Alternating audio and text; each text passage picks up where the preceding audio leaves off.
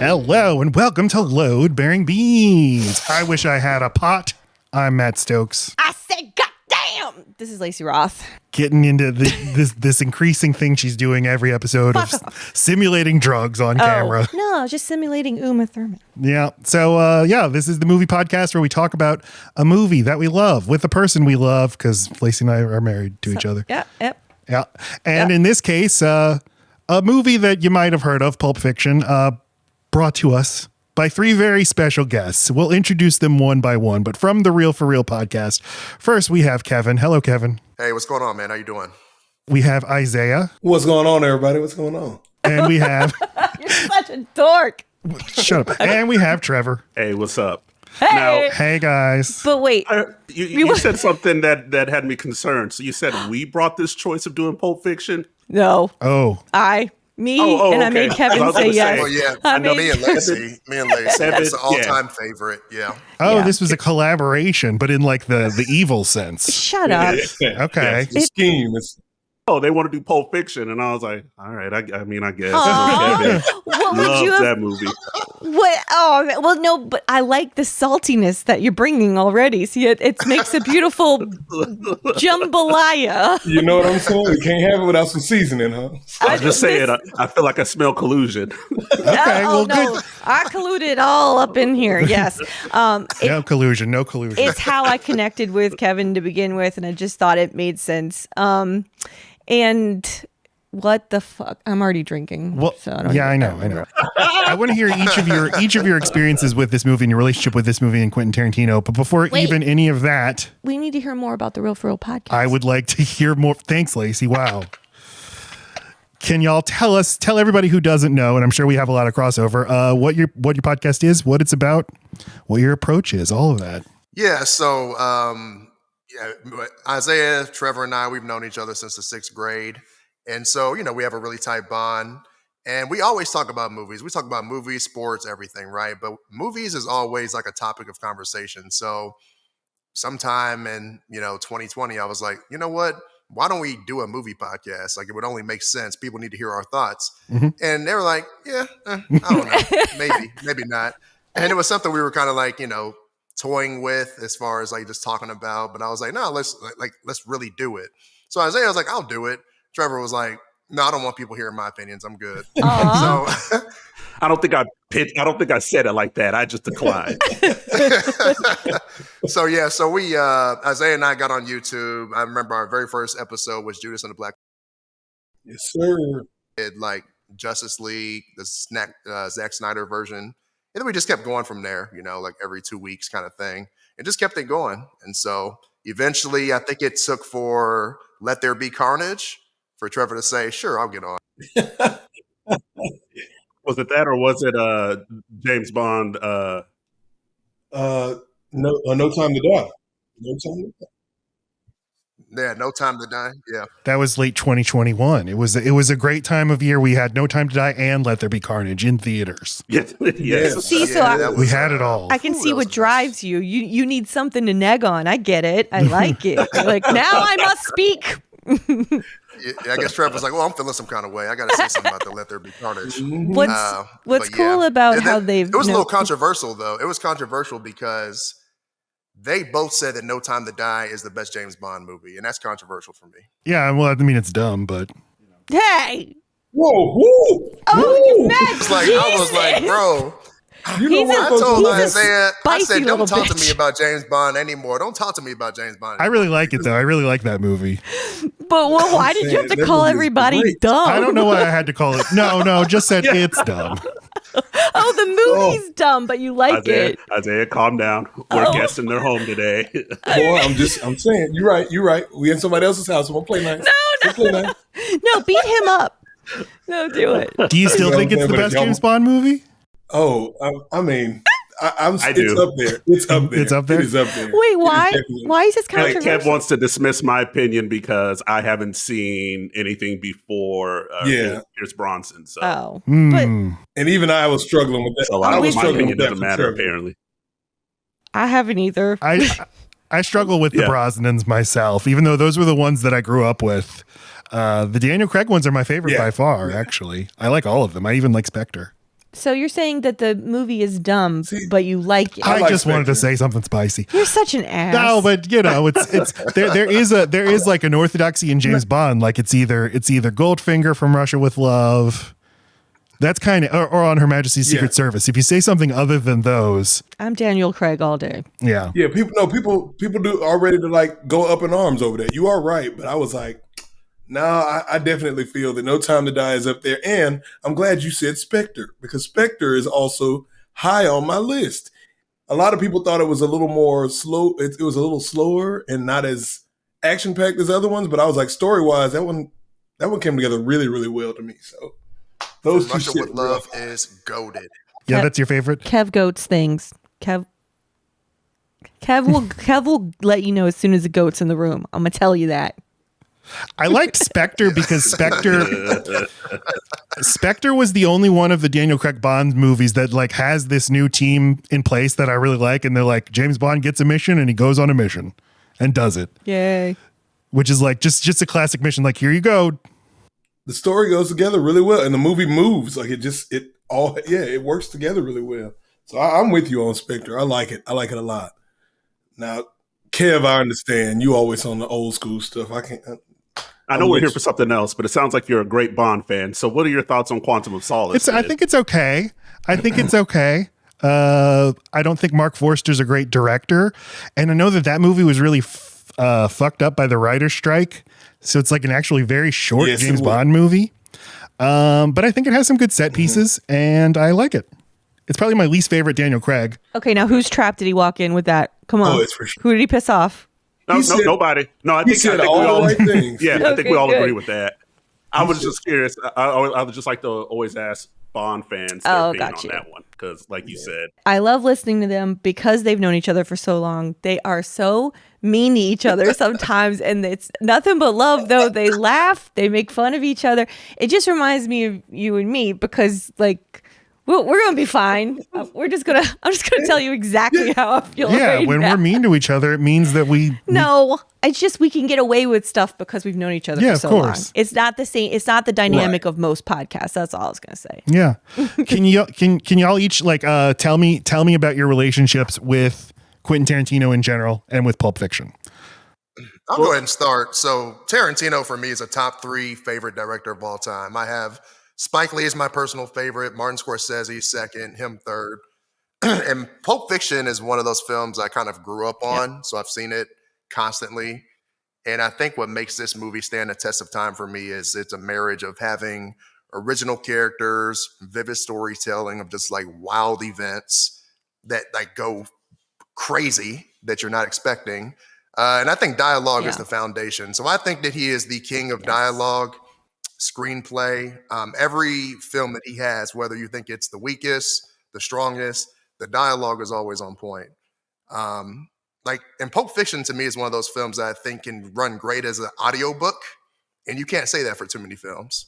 Like, because the dialogue is just so on point. Well, it is a movie that is ultimately just people having conversations and just having conversations in different locations. That is what Tarantino's so good at, though, is he shows you how we're all human, and even in the most severe of situations and we're about to do the most crazy things, we're just people talking about our day at the end of the, we never stop being human and being normal and boring and weird. Even when we're about to execute every last motherfucking one of you. That was my last impression of the entire. Thank you. Keep them coming. Yeah, I'm all for I think all 3 of those directors you named, what they have in common for me is just like Italian. Is Italian, yes.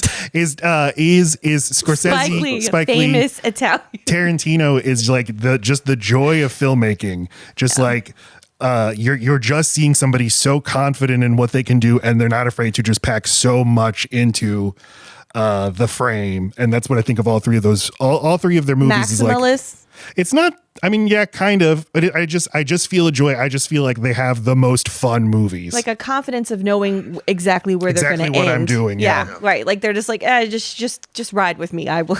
This all has a plan. So for me, I kind of have a kind of the opposite relationship with Quentin Tarantino and Pulp Fiction. Not distinctly opposite, as in I don't think he's a great director or anything like that. I appreciate him. I wouldn't put him in my top 3, but I kind of grew up. outside of knowing Tarantino and all the references and all that going through school, everybody's always talking about Tarantino films. And I kind of just was like, I did enough to play along and like, yeah. Of course it helped because one of the great things about Tarantino is that you see a lot of people in other TV shows and other movies paying homage to his work. So I kind of feel like I've seen some of these movies for that. And more specifically for Pulp Fiction, the first time I saw it was probably 8 years ago. I was off from work because I had got my wisdom teeth pulled. And so, Kevin, Pulp Fiction. And so, I was like, you know what? Let me go ahead. I'm going to spend my days on the couch resting from this light surgery watching Tarantino films. So I watched Pulp Fiction, instantly loved it. And I was like, okay, this is why everybody's always talking about this you movie. see it. It holds up. It's solid. Then after that, I tried to watch Jackie Brown and I couldn't finish it only because I think the narcotics. Yes, okay. I was about to say, because we love Jackie Brown. Yeah, I watched. I still need to watch Jackie Brown. I watched Jackie Brown this week. I've seen it a bunch of times, but this time I was like, okay, this is my number one. It's Matt's favorite. Tarantino. I like the more hangout kind of straightforward Tarantino, which I think is my second favorite is Once Upon a Time in Hollywood, which I think is similarly just kind of hanging out with these people. Yeah. Huh, that's pretty interesting. So I guess it leaves it with me. So I'll start first with my introduction to and relationship with Tarantino in general. So my first film that I ever saw of his was Jackie Brown. And I was all for it, but I got a thing for that 70s just aesthetic in general. Yeah. And so Pam Grier, Sam Jackson in that film, I was like, oh, this is great. I really loved Jackie Brown. And then, of course, the next film I see after that is the Kill Bill series. So those were the only two films I had a point of reference prior to maybe high school.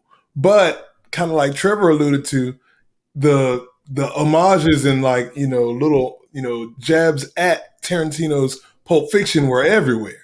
Heck, I remember even still finding out about Pulp Fiction first through Space Jam. When there's the reference. That's right. Wait, what? There's the Elmer Fudd and Yosemite Sam shoot out a buddy's teeth and are in the get up from they look like Jules, and Vincent. And so yes, I do. Yeah, yes. I remember now. Yeah. Luckily I learned Houston, so if my Jackson, Mississippi slips out, god damn it. Hey, that's fucking all good. Mom. Hey, you're gonna be at home here. You're gonna be fine. I suppress it. I try to keep it low. But that was those little hints at things left and right, of the film. Those little hints that are dropped in other places and homages, those little Easter eggs are what finally made me go. As in high school, I said, man, I gotta listen to it. Actually, it happened. Kevin might be mad at this, but after I listened to Rhythm and Gangster by Snoop Dogg, he has a sketch on the beginning of a song, and he knows they know Snoop Dogg, my favorite rapper. But he starts off one of his songs with the quote from Samuel Jackson: "Describe what Marcellus Wallace looks like." He looked like a bitch. And so I'm like, well, damn, man, this stuff is everywhere. I gotta watch it. And when I watched it, I was a big fan of the non-linear storytelling. Yes, it's got some great memorable moments and quotes in there, of course. So I mean, I fell in love with the film. It's a good movie, and it's super entertaining to me. And like you said, the dialogue is on point in a lot of ways. And it's very entertaining just for, like you said, dialogue in different places. Yeah, because when you think about it, the movie doesn't have a lot of stuff going on throughout it, if that makes sense. It's just conversation pieces over and over, but you never lose interest in those conversations. Even when I watch it now, I still have to I will silence the room and I will give it my whole focus to hear. Yeah. And I've seen it so many times, but you could have a gun to my head and I would not be able to put the vignettes in order. Because I always think the ass rape part is at the end. That's in my head. Oh, yeah. It feels like the end of the movie. Yes, because I love the reconciliation between Marcellus Wallace and Butch. My heart soars with Eagles, and then it's like, oh, and now 45 more minutes. Okay. Chronologically, though, it is the last thing to happen. Right, and that is the last. Yeah, that's probably why. But this is the first time, and I've seen this movie so many times, but you know, to prepare for this episode and like taking my notes on the movie and watching it twice in 2 days, it's like I never had really thought deeply into the movie or like what is this really about, what is really going on, and how do the stories like kind of echo each other.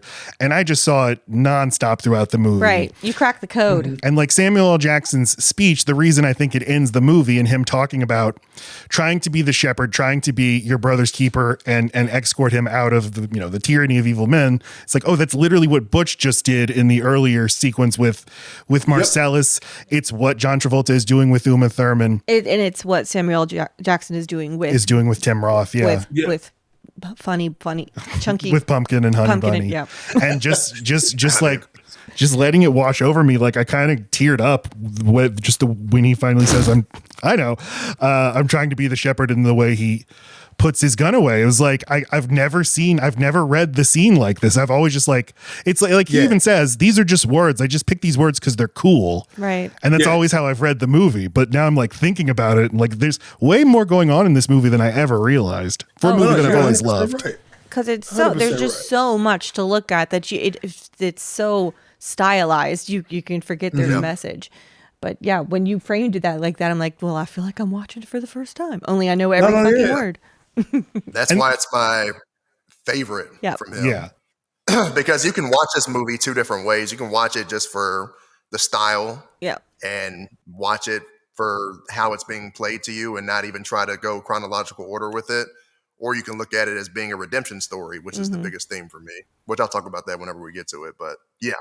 I was thinking that too, because throughout the movie, it's like coincidence or bad luck or good luck, just random things drop into these people's lives, and what ultimately defines them is how they react to them. You think so. But once you framed my mind around this new way of looking at it, you realize it's hubris that puts people in these situations where they could have just kept going on with their life, but they make that one little, no, let me do the bad thing, and I'll get to that when we get to it. All right, we'll get to it. Let's talk fuck briefly. You, Laci. Who cares about your history with Pulp Fiction? And I'll tell you, Matt, I was 10 when this came out, and my mom was watching this with friends, and I was told to go in a different room, and I didn't. And I popped back in just as the butt stuff was happening, and I was so confused and obsessed that as soon as it was available to watch as a 12-year-old probably, I watched it and kept watching it, and it made me feel so smart and like in some kind of cool club that's still way too young to be watching this shit. And I think Quentin Tarantino is when I realized I had a taste. I thought Boondock Saints meant I was smart, and then I saw this and was like, no, this is mean I'm smart. This movie right here. I want all my movies like this one. It gave me a preference, and he was the first director I ever learned their name. He looks like he looks like his name. That helps. But he made me realize I care. And I have dyslexia, so I struggle with names of all types, but not here, baby. His is a name you've always known. It's true. Yeah. Laci, right. I gotta say, I also, the first scene I ever saw of the movie before I actually watched it was also, I walked in and it was that scene. It's a bad moment to walk in. I think it's because it's all adults. I think they all knew something was, the GIMP kind of gives it away, right? And so I think I just hear like collective, like country ass gasping, and I'm like, well, this is when I go get a snack. Check this out. Yeah, this is when I go get a snack. I don't know what that means. Yeah, I had no clue what was going on in that scene at the time when I first saw it. I didn't either. And I was just like, what? I just knew I needed to know. Right? And then Black Eyed Peas comes out with a song that like just samples that whole thing, right? Isn't it that part? It's like, well, that's a different way to spin it. That part? Yeah. I think it's I don't know. Oh. I'm not going to say. Before I had ever seen the movie, I'd seen the Simpsons parody of both the Royale with cheese and then the pawn shop sequence, and like I didn't know it was a parody of anything, but then when I found out it was Pulp Fiction, I was like, I guess I got to check out this Pulp Fiction. So, okay, that's funny. 3 of you came about this movie by parodies. Or by references in other media, which in a weaker movie can kind of spoil it because it's like, oh, I already saw this, but there's so much to see. Right. but it was cool. Like I, became a big film dork as a teenager, and you're like receiving sort of older directors and how great they are, but they all seem like they're in the past. But Tarantino is making movies right now, so like the Kill Bill movies come out. That's a great point. It felt like it was my time. Yeah, Death Proof comes out, Inglourious Bastards come out, and so he's like always been there on my film journey. So I kind of feel I don't have to catch up attached to him in that way. And getting to see how like people's opinions of him evolve over time, how he rubs people the wrong way in a lot of ways, how divisive he can be. But to me, it's like I said with Scorsese and Lee, like he's all about the joy of filmmaking, and that's all I want from my filmmakers. And the fact that he has people work with him over and over and over again is my little key to knowing that he's probably a nice person, probably knows how to treat staff, knows how. I like that he's loyal, and I like that people are loyal to him. And I know it's stupid, but I have a hard time enjoying movies where I know people did not have a good time making it and never worked with each other again. I just kind of there's something about that makes me not want to give it my attention. Doesn't The Shining hit different now? Like knowing that Shia Duvall and Stanley Kubrick's relationship, like, and I love The Shining. She has always pushed back and say people misunderstand that he wasn't abusive to her. That she's like, he was tough, but I understood the assignment and he got a good performance out of it. Smash cut to she has an alcoholic father, and she's like, no, he loves me. It's normal. This is how he chose me. What I think is one of the special things about him is the way he works with actors, and the way there's so many actors who you can say their best performance or one of their very best performances is in a movie of his. He made people like, I feel like Samuel L. Jackson. He was always cool. He always made every movie he was in cooler. And these movies are when I was like, wow. I mean, that just might be a blind spot for me in on other movies he's in. But then also Uma Thurman. I feel like she could have been such a blip. Women cycle out so fast. Tall, gangly women that I don't look at her and go, that's a hot piece. But because of the way she's treated in his movies, she seems like a freaking angel to me. And she gets these, and he just elevates. He like sees something in people that they wouldn't have come out just in any old set of movies. I'm glad you said that about Uma Thurman. Okay. That's something that I would have wanted to say, but just that under other circumstances, I agree with you. I don't think she'd be a star. I think, like you said, he helped elevate her, and I think you said it more elegant than I would have ever. Oh my God, you don't even understand. I've been listening to y'all for a year. I'm living my fucking dream right now, Trevor. Keep up the good work over there. And Isaiah's the one I always agree with on the podcast, so now I feel bad. Trevor. Stop. You don't got to flatter me out here.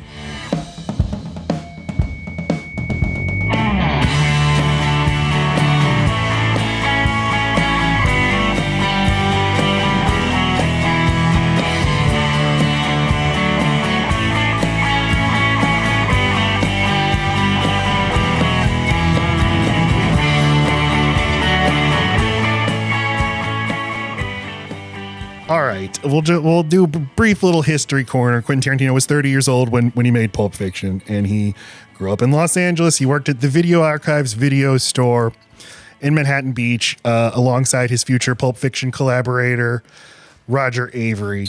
And when we did the Summer of Spielberg earlier this year, we were talking a lot about Steven Spielberg and his community of filmmaker friends. And Tarantino had like his own version of that in the 80s, only this was centered in the video store. And it was this interesting transition period in which VHS kind of knocked down the gatekeepers of sort of traditional film culture, and now all of film history is available to you.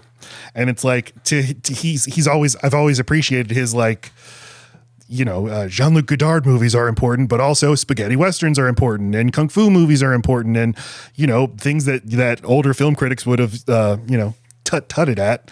It's all great.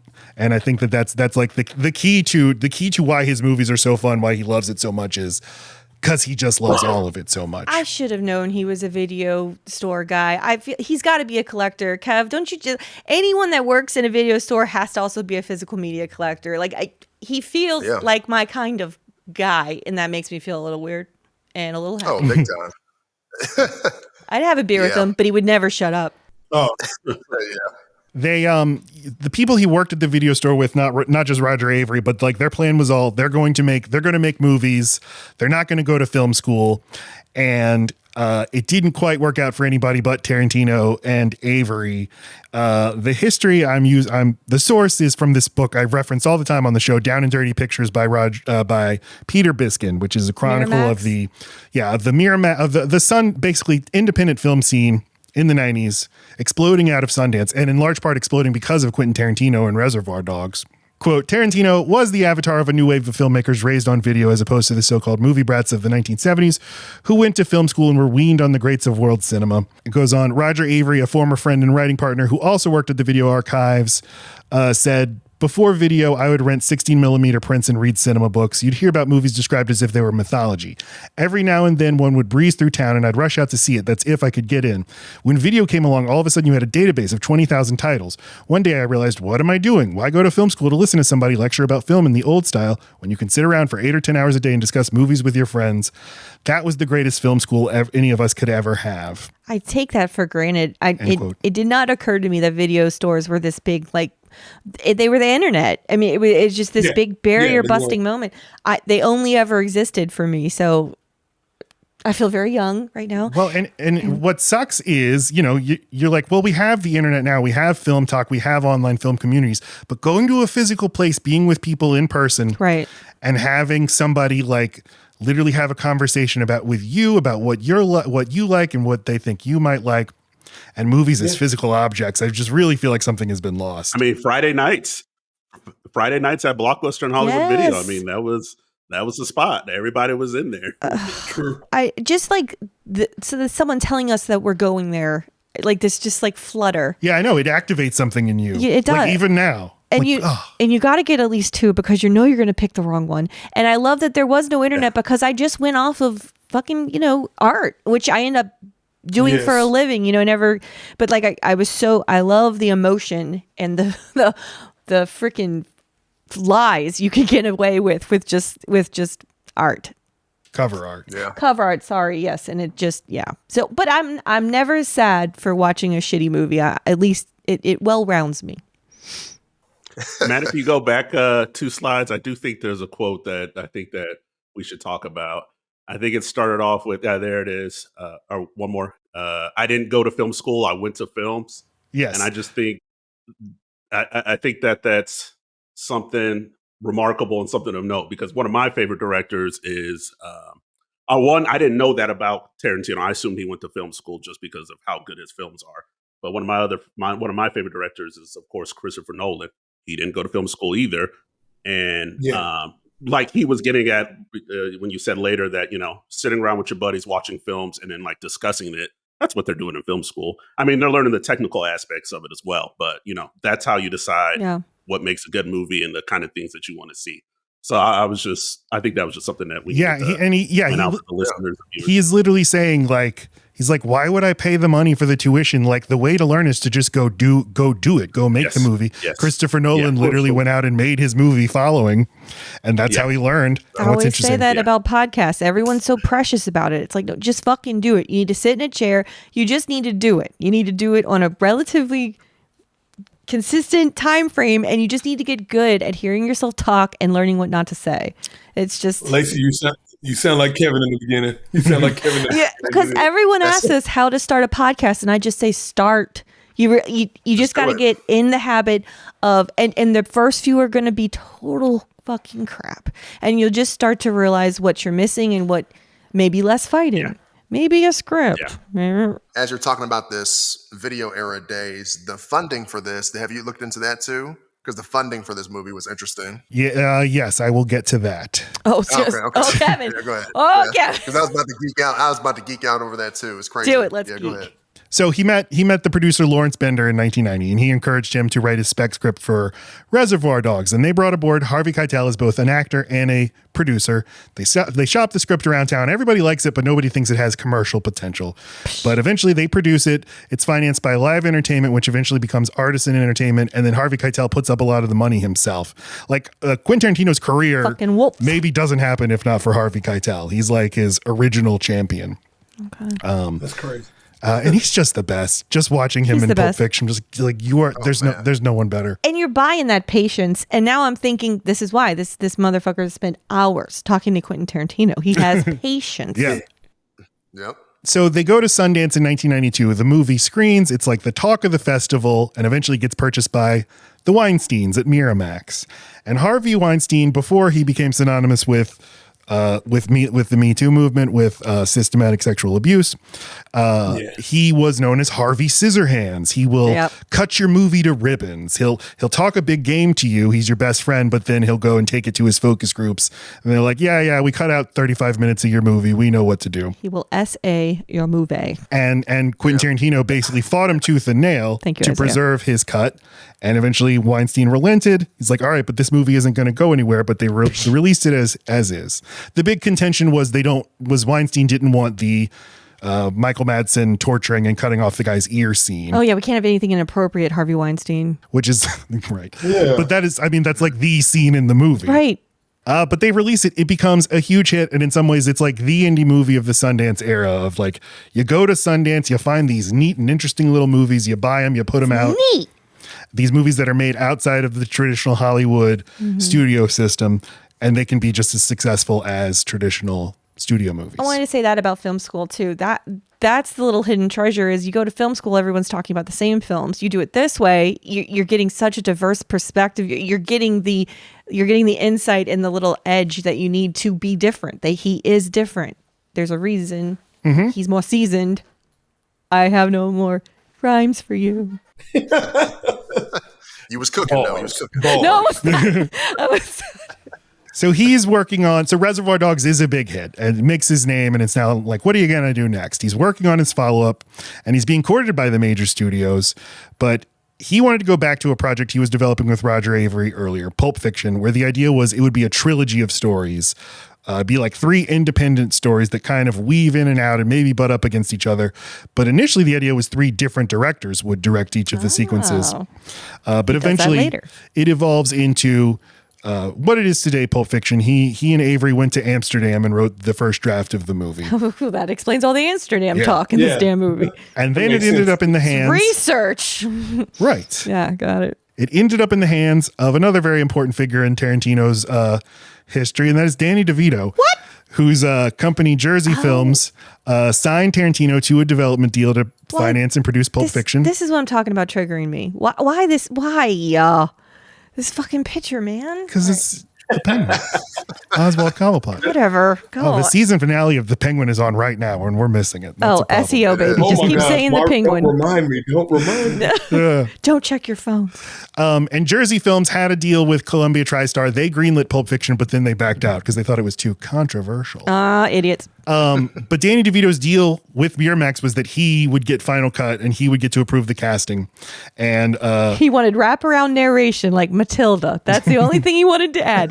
No, he did. Chubby Bunny was such a smart girl. I'm sorry. He did what great producers do, and he gave that to the director. So, Tarantino, you get final cut and you get to approve the casting. And they negotiated a budget of $8.5 million. Like, what's the highest amount of money we can get from you where we don't have to take your notes? So that's the $8.5 million of pretty low budget for a movie like this. But Kevin, what did you have on the financing? Give it a... So really, this the TriStar thing was really interesting to me because they thought it was so vile and they wanted nothing to do with it. They didn't like the heroin use and the violence. So I just think that like when Harvey Weinstein looked at it, like the fact that he didn't cut anything, I was like, that's interesting. Like the fact he read the script and was like, no, this is brilliant. And when you think about it, it's Miramax. I'm like, wait, Pulp Fiction is technically a Disney movie? What? Oh yeah, this is a Disney movie. Yeah, Mickey Mouse, is in this. Yeah, but it's cool that everybody got paid the same for this movie, which I thought was interesting. I love that. Because you have John Travolta, Bruce Willis, who were already mega stars, and then they basically got paid the same, but everybody received profits from the film off the success of it. And Bruce Willis, this was kind of like a way to bring him back because at the time, like his movies were struggling. Like he had Striking Distance, Death Becomes Her, The Player, like these films that just weren't doing well at the box office. So the fact that like this is the film that kind of revived his career in a way, Right. where he's not even the main character, was just really cool. He had like so many up and downs just in the 90s alone. He has like 3 different peaks. Like he has his early 90s run, he has this, and then he goes back down again and then comes back up with Armageddon and I'm here The for all Sixth of Sense. it. I'm here for all of it, Bruce. You just call me. All right, just going to do a quick overview of Travolta and Jackson. Look at that man. Tarantino idolized John Travolta because of Saturday Night Fever and because of Blowout, but he thought, John then he- Travolta, you didn't have the career you deserve to have commensurate with. Then did he meet him and change his mind and go, "You're fucking weird as shit"?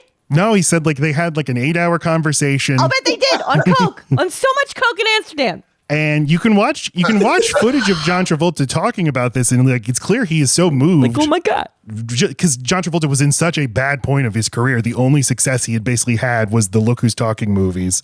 But he comes out with Saturday Night Fever and Grease, and then kind Guess of who's in those? who? Butch. Yeah. Bruce Willis. I've never seen those movies. What? Yeah, no, you know this. It's okay. You don't have to see them. Shut you're not up, missing man. anything.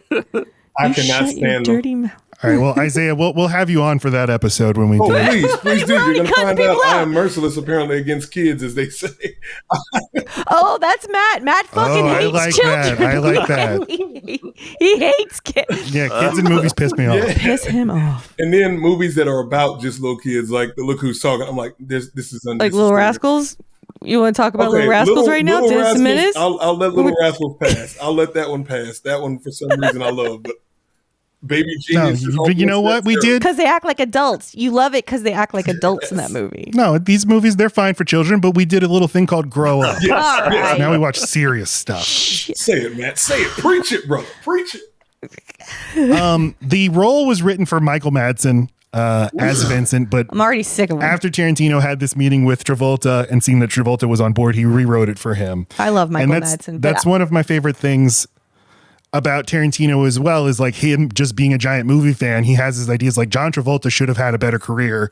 That's Ooh, pretty now I cool. have some clout. I can make that happen myself. And that's what I'm talking about. No one ever saw. You know who Harvey Weinstein wanted? Harvey Weinstein wanted Daniel Day-Lewis. Daniel Day-Lewis, Oh yes. my Oh, my God. Because he just won him an Oscar. He's too yeah. tall. But it's like, turn it up to 11, Travolta. Do the craziest fucking weird accent that you did not earn. And somehow it works. I've never seen such a put on look.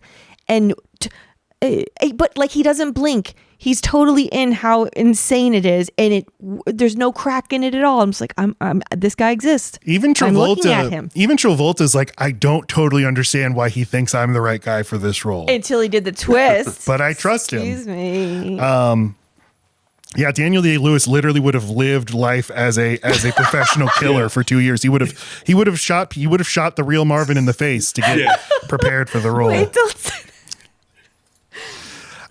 And yeah, this was a major comeback for Travolta. Like, it might be the Hollywood comeback, at least of the past 40 years, because he had a big run of commercial hits. This got him an Oscar nomination.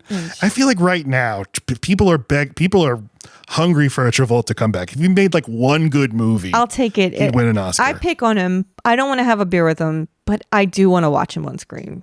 And you know who should make that movie? Quentin Tarantino. Quentin Tarantino. Yeah. Yeah. Samuel L. Jackson was a prolific stage actor in the 80s, but his career got derailed because of heroin and cocaine addictions. Oh, wow. Why is he so tiny here? What is this a screenshot This is from Jungle Fever, where he's playing a so drug tiny. addict. And his first film work was with Spike Lee in School Days and Do the Right Thing. He's in Goodfellas in 1990. 1991, he goes to rehab, gets clean permanently, and then he plays a drug addict in Jungle Fever by Spike Lee from 1991. And that is a hugely acclaimed role. Wins an award at Cannes for it. And so he's like now this promising character actor. He's in like National Lampoon's Loaded Weapon 1. He's in Jurassic Park. We were talking on our Jurassic Park episode earlier that one of the things that's special about that movie is Samuel L. Jackson's like the 13th most important person in there, but you can't ever stop looking at him. You're Right. like, this guy's cool. And It's a cigarette hanging out of the mouth. And you know all his lines. Like, he just steals the scene. Every line. Yes. Like, isn't it? And it is a nothing character. No, it but is he all makes because it. of But him. he made right. And that's exactly who Tarantino has a knack for finding are like, I need people to care about what this man's going to talk about. It's going to be an everyday thing. It's going to be totally just him and one other person. And if they can't carry it with just how interesting they are at their delivery, he can't use them. He his audition for that movie. He like goofed up his audition the first time. Like he had to audition twice, I think, which Matt, you probably know. So what happened? Yeah, what happened is he auditioned for Reservoir Dogs and didn't get it, but then he ran into Tarantino like a year later, and Tarantino's like, "Hey man, yeah, I'm writing a part for you, man." And he's like, "Really? I didn't even know that you would remember who I was." And he's like, "Oh yeah, man, can't wait to work with you. I've written this great part for you." And he sends him the script, and he's like, "Wow, okay, this role he really did write for me. I can't believe it." And he went in to read for it, thinking he already had the part. And he said he just didn't have it that day, but assumed he already read the part, didn't know he was actually auditioning. And then, and I can't find a definitive answer for this, there's contradicting things. Samuel Jackson claims that Tarantino had him confused with Lawrence Fishburne. I heard that too. That he wrote the role for Lawrence Fishburne. Shut the fuck up. Which is a thing that happens to Samuel L. Jackson. And it's always funny how he reacts to it. Okay. But they're incredibly different actors. Yeah. Extremely. I cannot see Lawrence Fishburne. I mean, he's great. He'd have done great, but there's nobody. This is. That was one thing I heard. I heard Lawrence Fishburne was like, he was looking for a lead role, and he didn't like the fact that there was heroin being glamorized in his story. Yeah. He didn't like heroin, and he didn't like. There's something else he didn't like, but Samuel Jackson asks for another audition, goes back, and he says now he's like really putting his all into it, and they're like, okay, this is the guy for the role, and this makes him a star, gets him an Oscar nomination. He's Samuel L. Jackson, and he earned the L. He used to be Samuel Jackson, right? All right, the movie was a big. I look like a dentist with this fucking thing on. Okay, there we go. Movie was a giant hit. Opened at Cannes in 1994. It was a sensation. It made $215 million worldwide. I was thinking I look a little bit more like her. Was it Fat Bottom? Fabienne. Yeah, Fabienne. That's it. Fabienne. That's what I... Got 7 Oscar nominations. It only won Best Screenplay. Boo. And in 1998, the American Film Institute called it one of the 100 best American films of all time. Wow. All right, let's talk about the movie. Okay. Can you believe we haven't talked about the movie yet? Jesus Christ. Fuck. All right.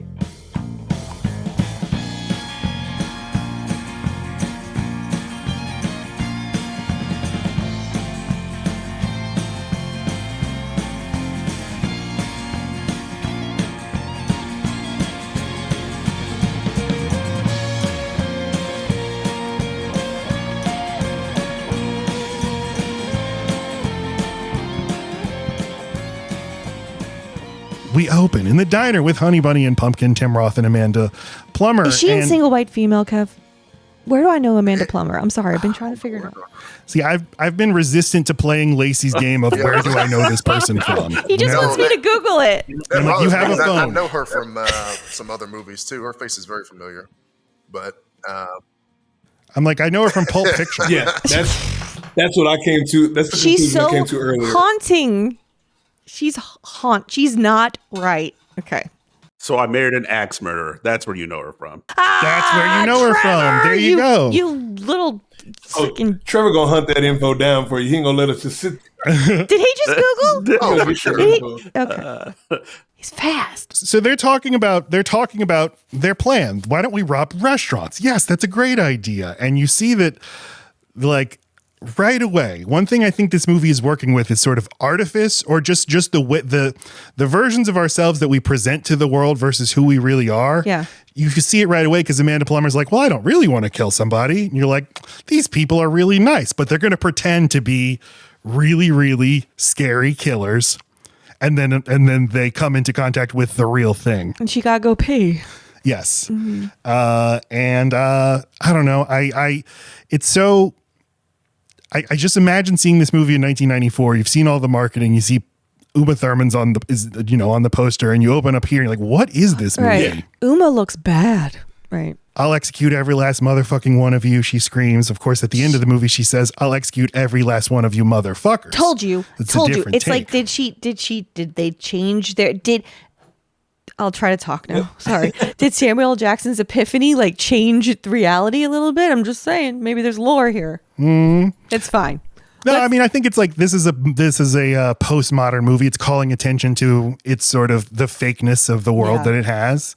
Okay. And by literally using a different take later in the movie, it's kind of just calling attention to that. I noticed like there are a bunch of really sweet romantic relationships in this movie. Yeah. Yes. More than you'd think. And I think it actually recurs throughout Tarantino's filmography. I think in Jackie Brown, Pam Grier and Robert Forster are so sweet together. It's like I forget about that part of him. He is kind of a romantic It's guy. why it works. He shows you so much grit and the things people do to make money and the choices people have to make under horrible circumstances. If you didn't balance it with that heart, I don't think it's as palatable. Yeah.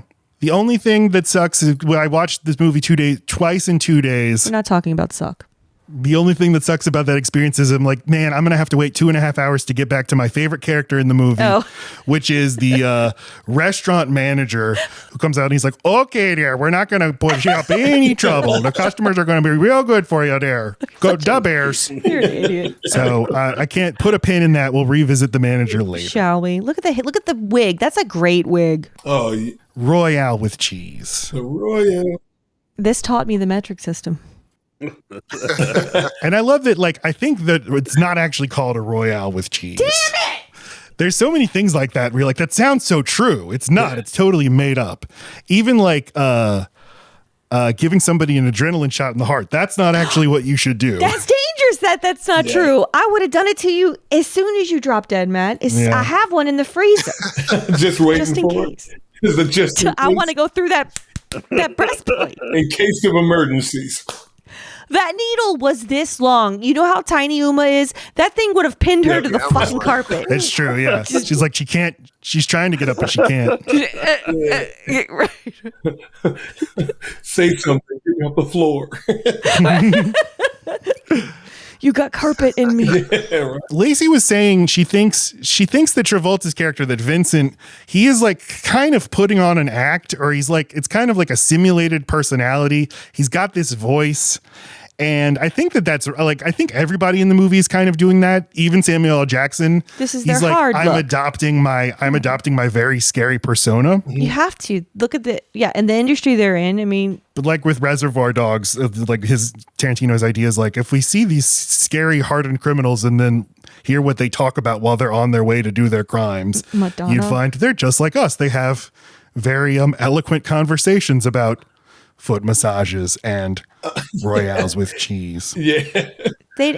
it's that they're everyday conversations that make them so good. It's that they're shooting the shit right before they go into the apartment to kill several people. That's chilling about it and humanizing. It's like at the end of the day, we're all just doing a job. Yeah, it is just a job.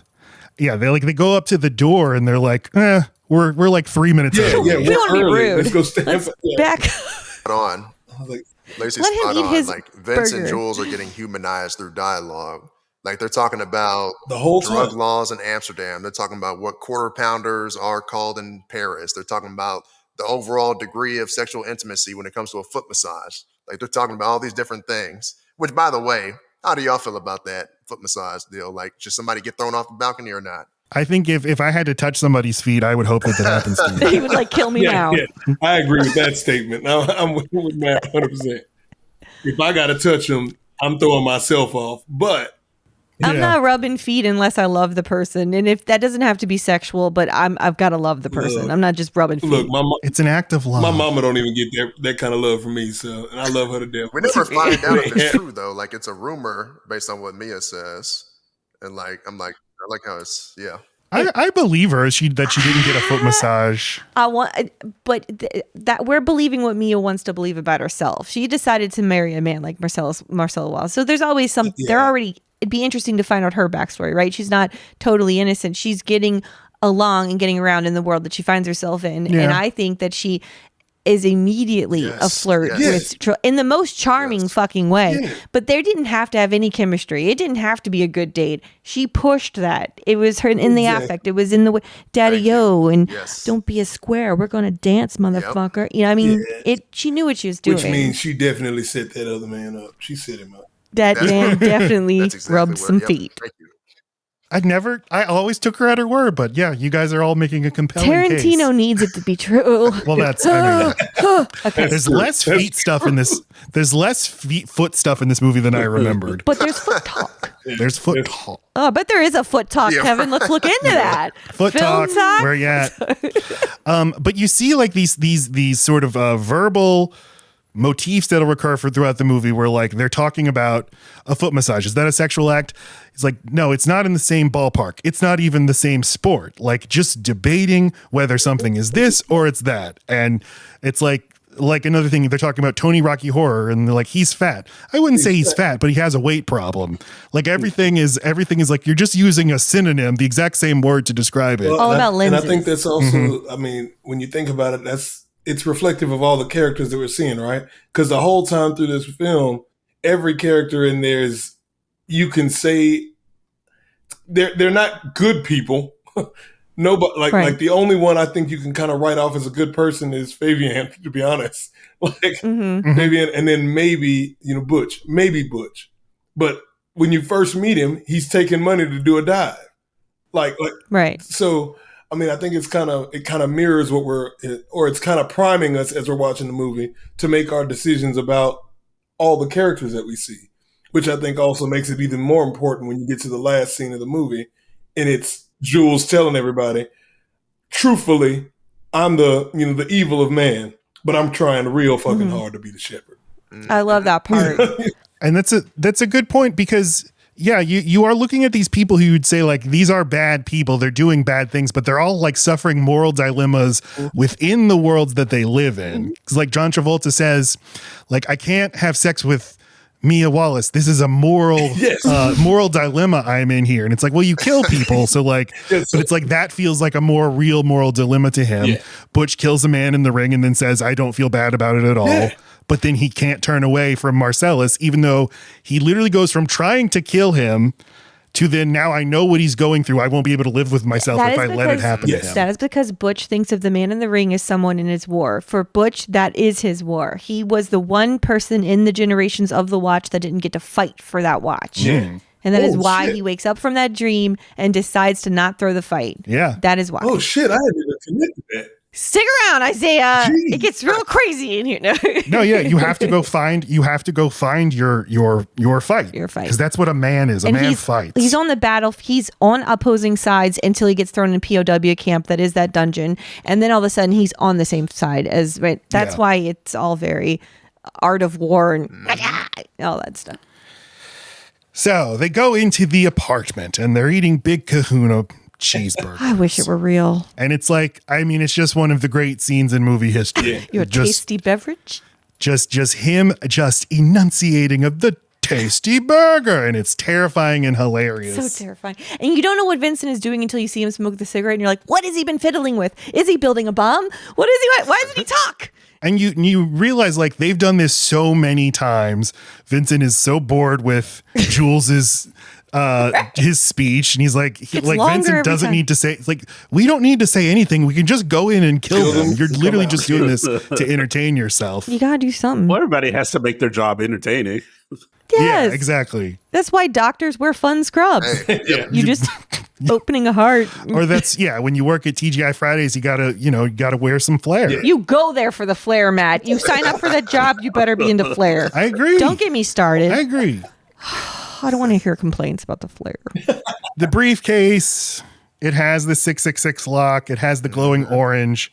I think this is just like a tribute to like just classic mystery stories. Like we're all after something. What is that thing? I don't know. It doesn't matter. It glows. It glows orange. It's gold. It's a portal to another dimension. It doesn't matter. And it somehow means just as much to every single person that sees it. Yeah, that's what's fun about it. Yeah. Is even Tim Roth knows what it is. So I wonder if I just like this with the 666 being the lock. I just always thought it's the root of all the evil, all the problems. Oh, you fucking smart. Right? Like, yeah, it's the root. Like, it's the root plot point to everyone's issues, so to speak.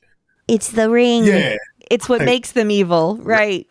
Laci, have you heard the big fan theory though on what it is? What's a briefcase? Give it to me. So basically, the Kevin. briefcase, people are saying that, well, the whole story, it was supposed to be diamonds in the first place. Tarantino originally wanted to be diamonds, but he thought it was too basic, so he decided to just leave it a mystery. And so he ended up putting that orange He was right. light bulb in there, and that's when it glows when we see it. But now people are saying that the briefcase holds Marcellus's soul, and that he sold his soul to the devil in exchange for the position of being the highest-ranking mob boss. And the evidence to support that theory is supposed to be the scar on the back of his head with the Band-Aid on the back of his head. It's supposed to be... I was trying to track the scar the whole time. The beast, the mark of the beast. His soul was taken out. And to support that theory, in Chinese culture, they say that the soul is removed from the back of the head. So that, on top of the combination lock of 666, they're saying that that's his soul in there. He sold his soul. I love this. And this is actually all in the Pixar universe. Shut up. I love this, except for that it undercuts that there's that a person like him could have rose to the top. So I don't like that, because I think he shows his cunning every step of the way. I think he seems exactly like the kind of person that could rise to the top. He makes tough decisions. I don't buy it. Fan theories. I say. All right. Yeah. Non-canonical. So he reads his passage, a Bible passage, Ezekiel 25:17. I always thought that this was a made up passage, but it seems pretty connected to a real passage.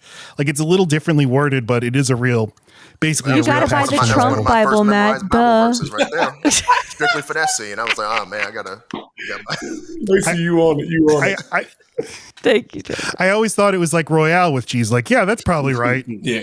Never bother to look it up. I'm glad you told me about the shot. When our kid turns 15, starts getting all crazy on drugs, I could have pinned him to the carpet. Now we're gonna have to take a class or something. Yeah. Shit. You gotta take a real class. Can't just go with that.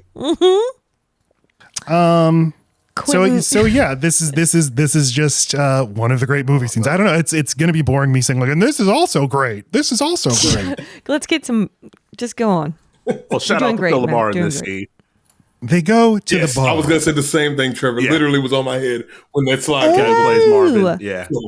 Mm-hmm. Great voice actor. Yes, Phil Lamar's great. He's one of the great voice actors. Hermes on Futurama. Bam from Metal Gear Solid. Mad TV. Yeah, I was gonna say, don't forget his Mad TV days. He used to crack me up. This actor, who I forgot his name, was originally up for the role of Jules. Oh. And as a consolation prize, he got to play the bartender. He says he's the right hand man to Marcellus, but you can't tell that. But can't tell. That's quite the consolation prize. You cannot tell. So Lacey, tell us about this sequence. How dare you? Okay. Shit. I don't know. Oh, well, we don't know why they're in these clothes. It's the first time we meet Butch. I hate when you make me tell you stuff. I know. This is our first episode we've ever done. Shut up. This is when we find. This is the cool perspective stuff of just the over the shoulder, just watching someone react. Learning that this fighter we just met is going to throw a fight. He does not seem any too pleased about it.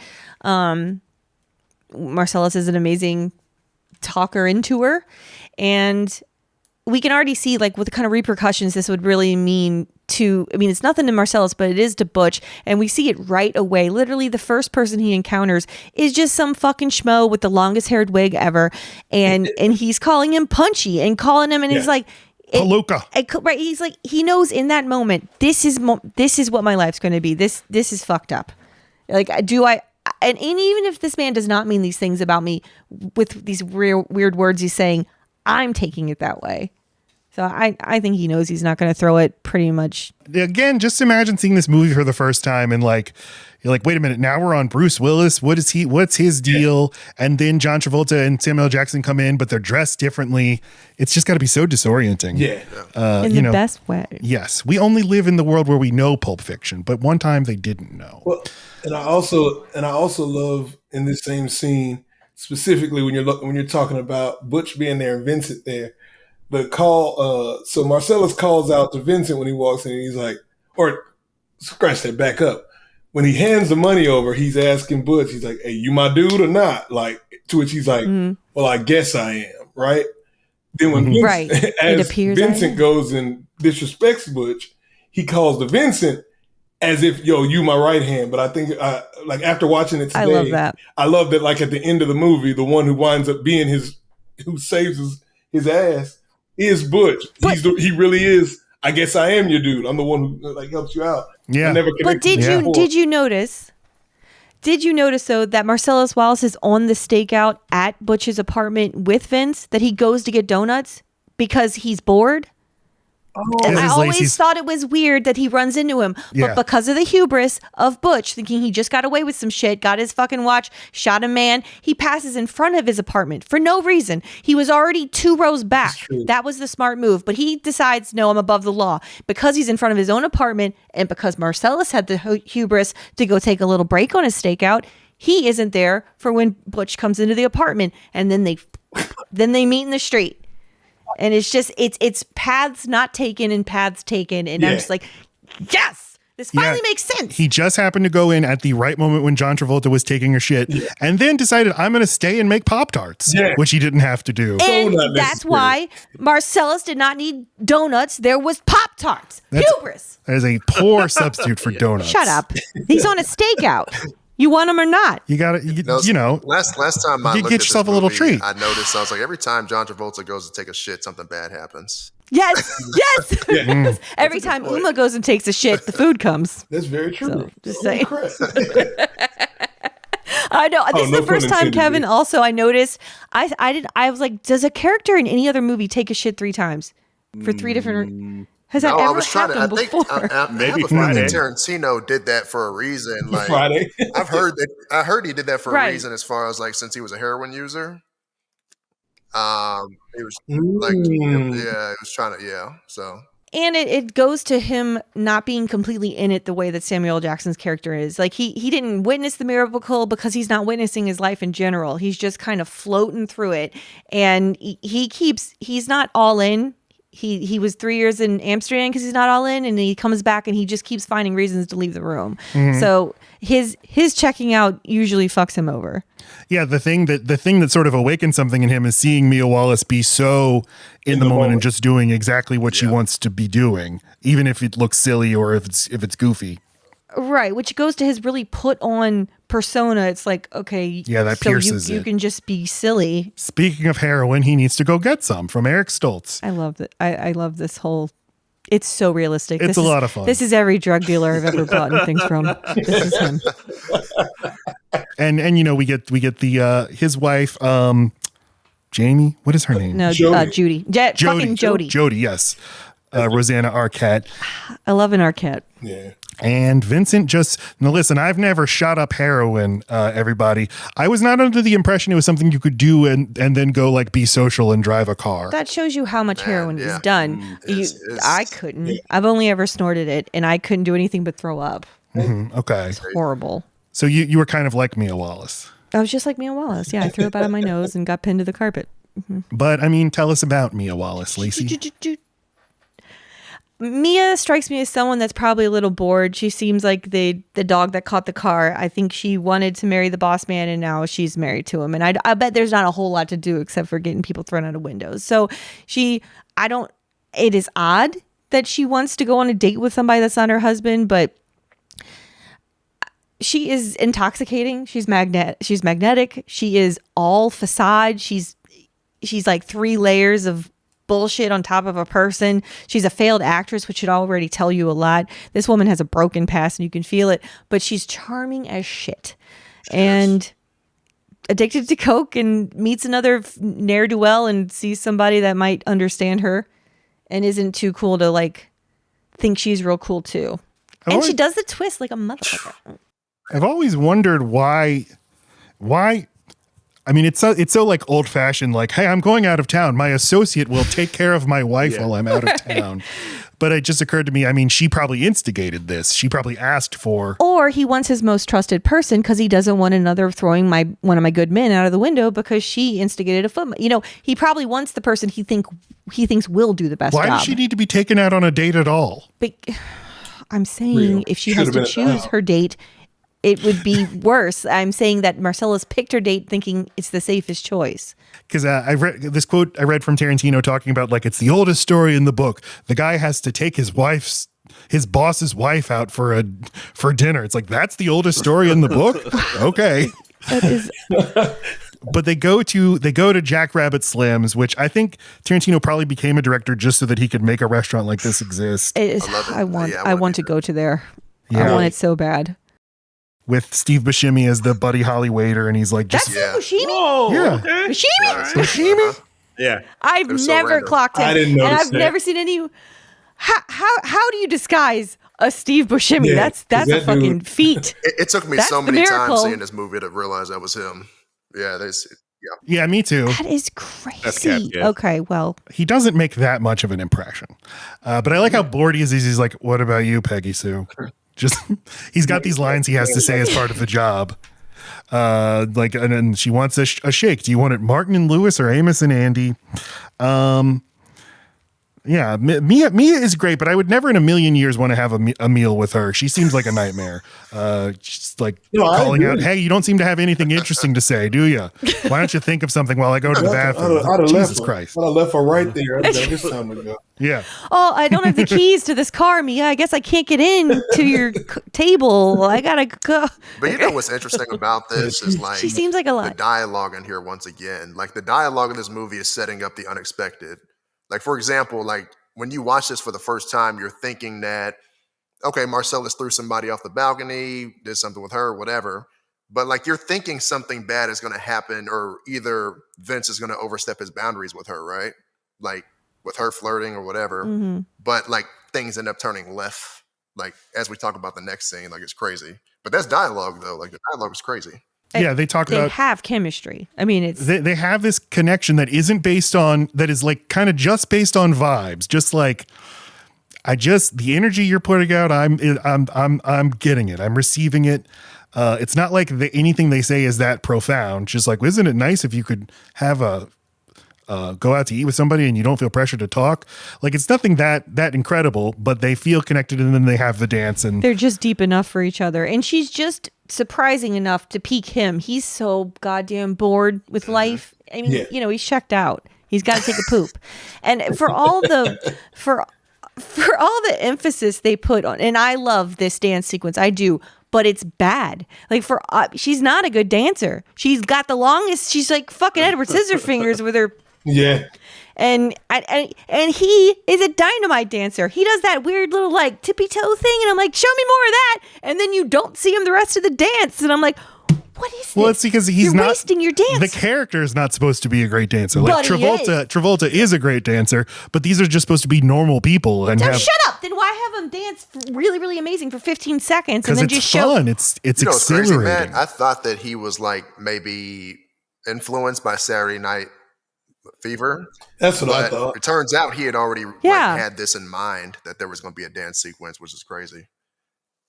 And I thought they just gave Yeah. Travolta a dance thing because I was Travolta like, dances. Yeah, that's what I thought. Yeah, too. but, So I'm the- like, it's Travolta, Saturday Night Fever, Yeah. but he's like, no, like I had this in mind. Like whoever was going to be in here Grease. was going to be dancing regardless. And I'm like, wow, okay. Yeah, and they're doing 50s and 60s dances. They're doing the Batusi. They're not I'm doing- sorry, the bat. You mean the Watusi? No, but it's Batman because you do it like Batman did. Oh, shut your. Don't let me correct you, and then it not be for real. Look it up. I won't. So then they discuss, the Tony Rocky Horror Story. They do the dance. This dance sequence is much shorter than I remember. I always remember it going on for a long time. I remember me being a teenager and being impatient, like, get it on, go I on. thought the same thing. I You was know, like, dancing ass. I was like, this is not Grease. I don't need that. They go back to her house and they are very much having a like, oh, great, we're going to have sex, aren't we? It's inevitable. There's nothing we can do. And then he goes into the bathroom and he talks about to himself, like, this is a moral issue. And then we have like a instance of divine intervention or crazy luck or just crazy coincidence. She's wearing his jacket, finds his pouch of heroin Pouch. and snorts it. Jesus, man. And it's luck and contingency. And then what do you do? How do you react in the moment? So he takes her over to Eric Stoltz's house. Look, that's stupid, but I never thought of that being like a lucky thing. But you're right. Otherwise, he would have gotten thrown off a balcony. No, it is good luck. Yeah. He would have had sex with her. He would have ruined his life, probably her life.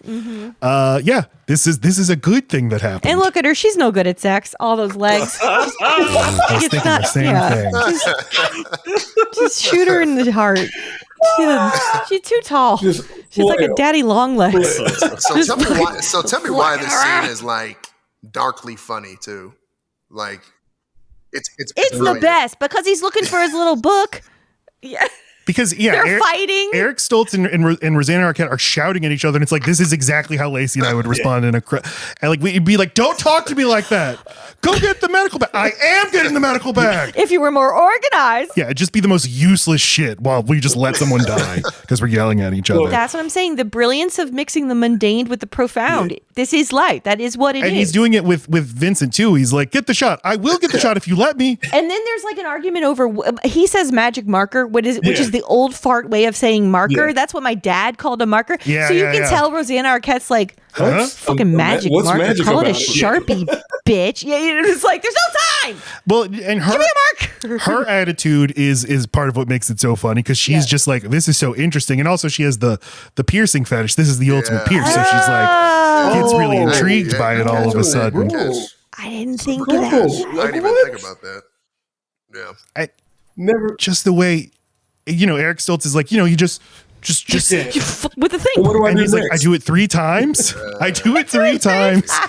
He's like, no, it's just little observational shit like that. Like people. And he's like, what happens Did y'all next? ever notice? Well, actually, I was curious about that myself. That's my favorite line in the scene. He's like, I was curious about that myself. What does happen next? I love the way that scene looks. Vincent legit runs into this house. Oh, it's the coloring, everything. Well, part of it is a handheld one take as you like from the time, he crashes his car. It's just the camera frenetically moving without cutting, following them in, following Eric Stoltz into the bedroom, and then going back to check in on Uma Thurman, and then going back. It's like so chaotic and frantic. But it all works out very well. Everybody's facing in desperation. Well, anticipation and Vince's desperation in that scene. The way it's edited and the way it looks. The different levels of stake, like Vincent has the highest stake. Look at his face. Then Stoltz has the medium, and then the wife could give a fuck, and the friend's like, "Oh, where's the Funyuns?" It's just like, yeah, that's a good point. Yeah, the various layers of how serious is this to me, and they're layered in the ranking of who cares. Well, and to Uma Thurman, who's going to die, John Travolta, who's like, "I'm going to go to prison." Yeah. Wikipedia says the correct way to treat a heroin overdose is with naloxone. So everybody just remember that. But what do you shove it up the butt? What do you do with what? It comes in. You can be an intravenous injection or these days a nasal spray. The nasal. Yeah, they have it at Walgreens. It costs $100.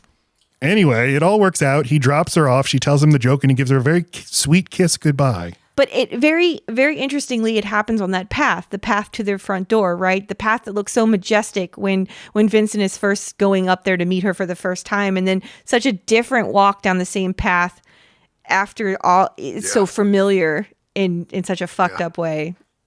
Paths, man. And after all of this, like he saved himself from getting killed by Marcellus, but he's just going to get killed anyway. And he never does drugs again. By Butch.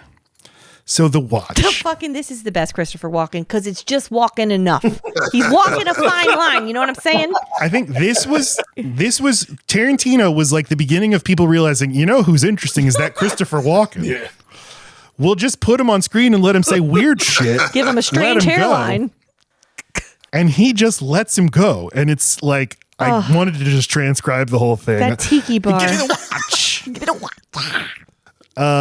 And how serious and sincere it is until he says, carried it the only place that wouldn't look for in his ass. Yeah. And so you're like, oh, it's a comedy. It's a comedy.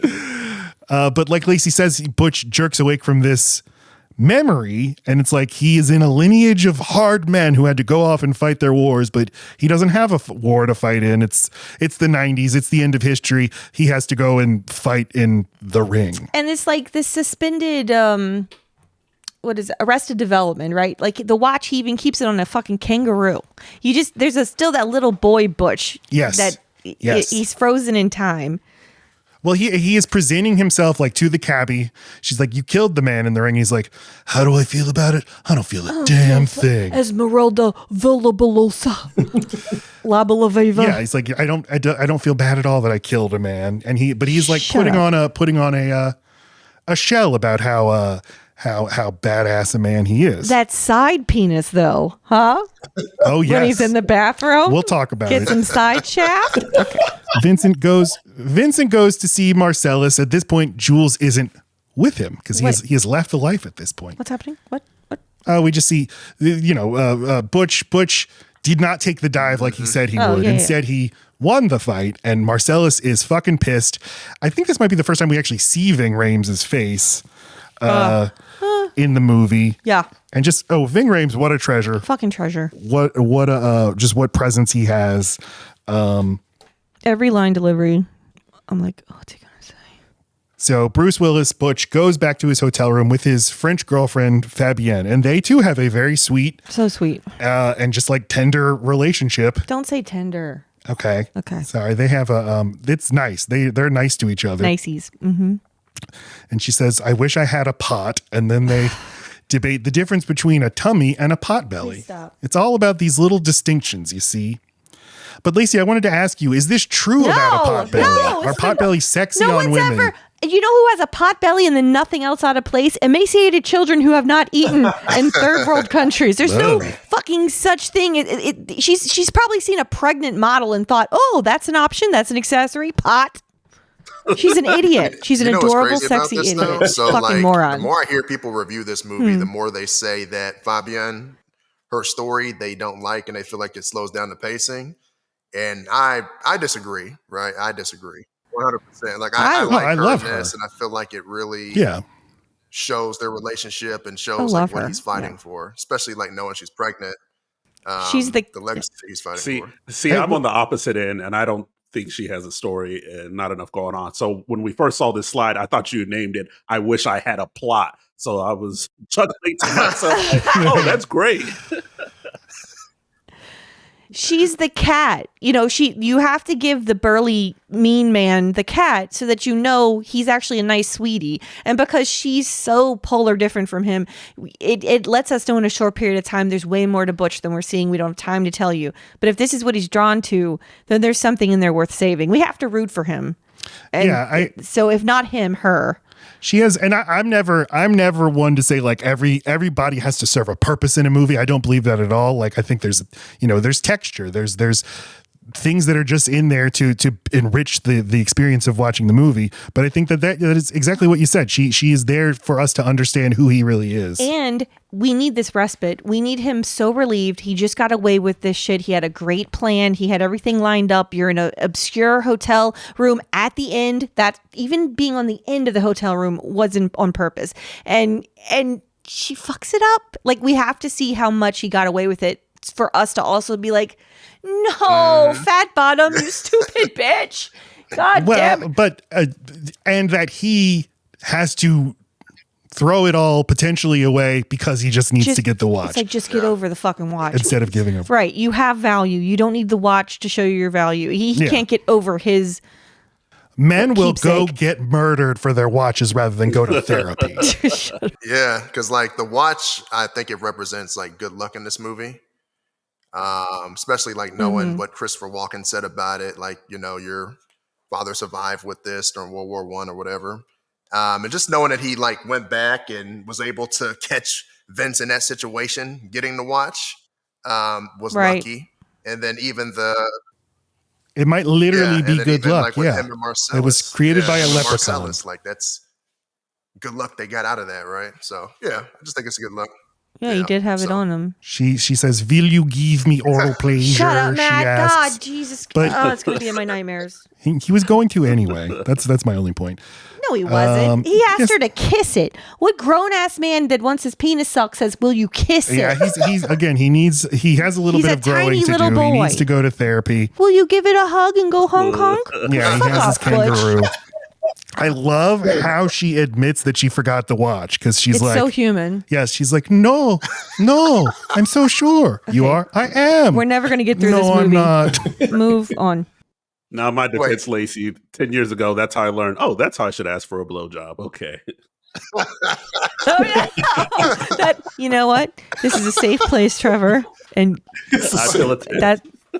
that's however you got to get one. You know, I've never had a penis, so it's probably real hard to ask someone to put a whole thing in their mouth. Just interested. I'm glad you've acknowledged that. I'm glad you've acknowledged that it's harder out here.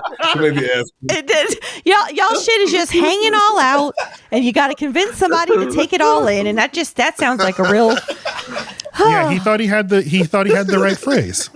Will you kiss it? Don't act like you're part of this conversation. Sorry. All right. So this is we've kind of been talking about this scene a bunch because it's such a you do not think Butch is going to get away with this, but he walks all careful and gets in but then once you're in an apartment, there's no back door to your apartment. You still got to go in the front way. So I know. Your creative little entry point was he still just went through somebody's backyard, but still went to the front of the apartment. How else? Because there's nothing else to do. It's an apartment. So, and it just everything that needed to happen. He's not even being quiet. There's a giant freaking Uzi on your, I don't know gun names, on your sink, and you see the Pop-Tart first. So, and he nothing but luck. And then he could have just kept going, and instead needs to feel real cool about himself in that Honda and goes in front of his apartment complex to catch Marcellus Wallace with the most delicious donuts that no one has ever It is really a tragedy that he doesn't get to eat this delicious box of donuts. But I do what the heart. Right, that's my donut. I do want to point one thing about his apartment, and I love that he shoots. Well, so Vincent comes out of the bathroom. They look at each other. I can smell the shit. Well, they just, the way he looks, like he knows it's over. He's fucked. But he still kind of has that like detached. I'm not really here. He's on a lot of heroin. Yeah. And Butch shoots him, and then smoke from the gun causes the smoke alarm to go off. I feel like this is something you never see in movies. No, never. It's just the little after effects. Okay, it's just odd. I've never bought it. I thought it was the toaster. No, it's because there's a ton of gun coming. There's a ton of smoke coming from the gun, and I don't know. I feel like lots of places we've lived, we've had smoke detectors that go off every time we cook something. So they go off for less. They probably would. They go off for a lot less. Yeah, very realistic. Yeah, right. Yeah, just a nice little observational detail. Is it? No, it's not actually. Move on. Right. So Laci pointed out he's literally there because he was probably on the stakeout with because it's so personal. This is the big you got to think Marcellus has his hands in a million things. He's so small potatoes that this one fight throwing was like a really big deal to him. You know, he's got tons of money, but maybe you don't have to do that many crimes to make lots and lots of money. That you can't really tell the scale. His people he seems to have a smaller crowd than what he gives off. But he is larger than life, and into the people he employs, he is the biggest thing ever. I think that is kind of the crime of this world. Is it's still kind of low rent. It's kind of like on The Sopranos, like Tony Soprano, the king of this mob world. He lives in a neighborhood where his next door neighbor is a dentist. Right. It's like this. Okay, yes, like you're like you did all this to live a middle class life. It's all still a day job. I feel like nothing like joining TikTok let me know there is no free lunch. Like, I don't know why I thought I was entertaining. I'm going to get on TikTok.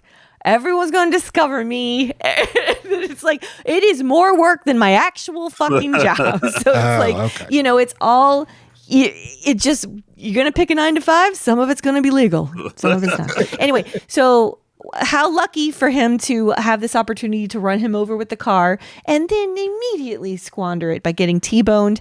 And Quentin Tarantino's love of like late 80s, early 90s random fucking Comedy Central comedians. So, you've got fucking Kathy Griffith, just random person who discovers the wreck. And then you've got what's her nose, who is the car compactor daughter. She's also a comedian from like that same era. Anyway, super interesting. I know. Whatever. There's a car wreck. No one gets away with anything. It's just bad luck. Just he runs him over, then gets hit by a car, and then they get chased down and end up in Oh my God. It's another good luck through bad luck situation. You don't think of me as ODing as being good luck, but it is. It is the best thing that could have happened to both of them. Then you don't think of this as being good luck to Butch, but Butch gets to be completely not looking over his shoulder the rest of his life. You have to go through the hard road to get to the actual redemption. Yeah. I'm so smart. Okay. Yes, but he's cleared his name with Marcellus. But let's talk about the butt stuff first. Okay, hold on. Okay. The way that they stumble into this pawn shop, and the way that whoever this guy is who plays Maynard, the pawn shop guy, it's perfect. This seems initially, when you cut to him, like this is just the funny reaction shot of the movie because he's just like listening to music. As like the action of the movie stumbles in. But it's funny. It's like they're in their own movie that stumbles into a totally different movie, which is this pawn shop that is basically a portal to hell. Yes. Like you have no idea how dark it is about to get. And he almost seems like he's an extra. And then he's like, I'm not a fucking extra. I'm about to take over everything. In fact, I'm going to call in more evil people than me to go take over everything. That's such a good point. It's like you only know the evil you're around, and you think you're enemies until you realize there's a whole depraved section you didn't even know existed, and you're actually have way more in common with you who you thought was your enemy than you ever. We all just have things in common. Watching that scene again recently, like Matt, you nailed it on the head with just like the levels of just how deep this thing just starts to get bad. Because I'm watching and I'm noticing the big Confederate flag at the front door, and I'm immediately and of course he goes, "Get your foot off the nigger there," and I'm like, "Oh shoot!" Like so it's racist. But then all of a sudden the cop shows up, and I'm like, "Okay, so now it's racist." And he's got mascara on. Then he says, "Well, go get the gimp," and I'm like, "Wait, what? Like, what's a gimp?" I know. I learned what a gimp is. Yeah, it's like he pulls the gun on them, and you're like, great, he's gonna rob me or something, or I don't know. Wait for the cops to arrive. Like, no, you have no idea how bad this is going to get. I will never sexually use a ball gag because of this movie. I just want you guys to know that. And it's true. I have such a fear of not being able to breathe through my nose because I broke my nose when I was younger. Yeah. So I know both of those men have a broken nose right now, and they're ball gagged. Yeah. And I'm just like, no, they're gonna die. And then I'm like, wait, they're gonna die anyway.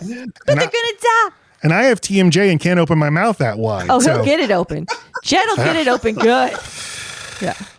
So this is when they bring out, so Zed comes in. Zed, who is he's not actually a cop. He's like a small security guy. He's like a security I never noticed forces. that. No, I didn't even notice that either. I definitely thought he was cop. Yeah. Oh, I love it. And then like bring out the Gimp. The Gimp sleeps in a blocked chest. In my memory, the Gimp always does something, but he doesn't actually do anything. He's a limp Gimp. You will remember the Gimp actually doing the attacks. No, because no. What you remember is that he damages your brain for the rest of your life. You go from knowing about no Gimps to knowing that there are Gimp. It's now a psychological. I have to live in a world where I know this. And they sleep in a box. They can't stretch out their legs. They're in leather. What if they got a pee poo poo? And Maynard cares about the Gimp's sleep schedule, but Zed do not. This scene messed me up when I first saw. I was like, what? All for the glimpse, though. The glimpse that Marcellus and Butch give each other while they're gagged. And I'm like, my heart, oh, let's marry these boys. I love it so. They're just like, what is this? But yeah, it is that human connection. And Bruce Willis is able to escape and then hears Marcellus. And he's realized, like, I literally just tried to kill him. He wants to kill me. But I know I'm literally not going to be able to live the rest of my life if I leave right now, knowing that I left him here. And that those two men still are alive. Right. That's the other thing is like they take out these super predators. Yeah. You saw the blood all over the downstairs guys. You notice just the hand streaks. And I never really paid attention to that room before, but every room you're in down there's blood everywhere. Yeah. It's like how many flies have gone trapped here. So I'm glad you mentioned that because I didn't notice that. However, I always thought it was weird because they were like, when they're first taken down there, I think Maynard says to them, "Ain't nobody killing anybody in my shop unless it's me or Zed." And I was like, "Yep." And I kept thinking to myself, like, when have they killed more people? Is there a deep freeze? Yeah. Where are we putting them? How do they determine who they're going to do this to? What if you just want to buy a guitar? Yeah. Do they fuck them until they're powder? What? Do they fuck them until they're mush? I don't understand. Also, how long you gotta fuck? He is pounding that man for so long. Okay, I'm glad somebody else brought that up too, because I'm like, he goes upstairs and has a whole moral dilemma while you can hear all this, and then decides to goes through like the video game choosing of a weapon situation Yes. before going to help him. And I'm like, all you can hear in the background That is is- yay! What we're saying is we're praising Zed's virility. It doesn't make sense. They were so excited to have a spider. He would have blown it immediately. This is just insane. But yeah, this is like Bruce Willis here is living. Try to say character names and not actor names. I'm doing a bad job. Butch is living. Jules is Bible verses. I'm literally in the realm of evil men right here. I have to go be the shepherd I have to be my brother's keeper. I have to go help lead this guy out of the realm of evil men. And he does with the sword. And he's like, you okay? What happens now? What happens now between you and me? You okay? Like, I know, it was their first time having sex. It's so sweet. Okay, yeah, I think I am a Butch and Marcellus shipper now. Ship that shit. And look, they're almost the same height as each other. Oh, that's so cute. And so he goes back to Fabienne, and I love that he's being so aggro and confusing. She just starts crying, which is the natural response. Yes, you're being real mean. And you have a giant motorcycle. What the fuck is happening? Also, this all happens in less than 2 hours. That's insane. Which stresses me You would have out. never made your flight. Yeah. Stop it. I know. Not at all. And she's like, I started to think dreadful thoughts. And he's so nice to her. Come here, pudding pop, sugar pop. But that's it. That's the end of that. That's the end of their story. All right.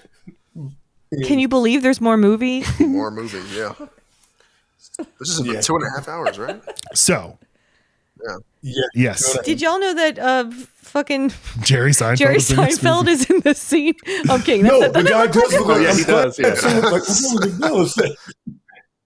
I just referred to him as Jerry Seinfeld in my notes.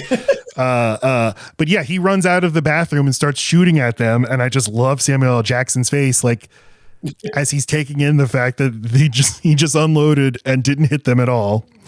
But you can already see it in his face, like he is experiencing this differently than Vincent is. Like something really, really crazy and profound is happening.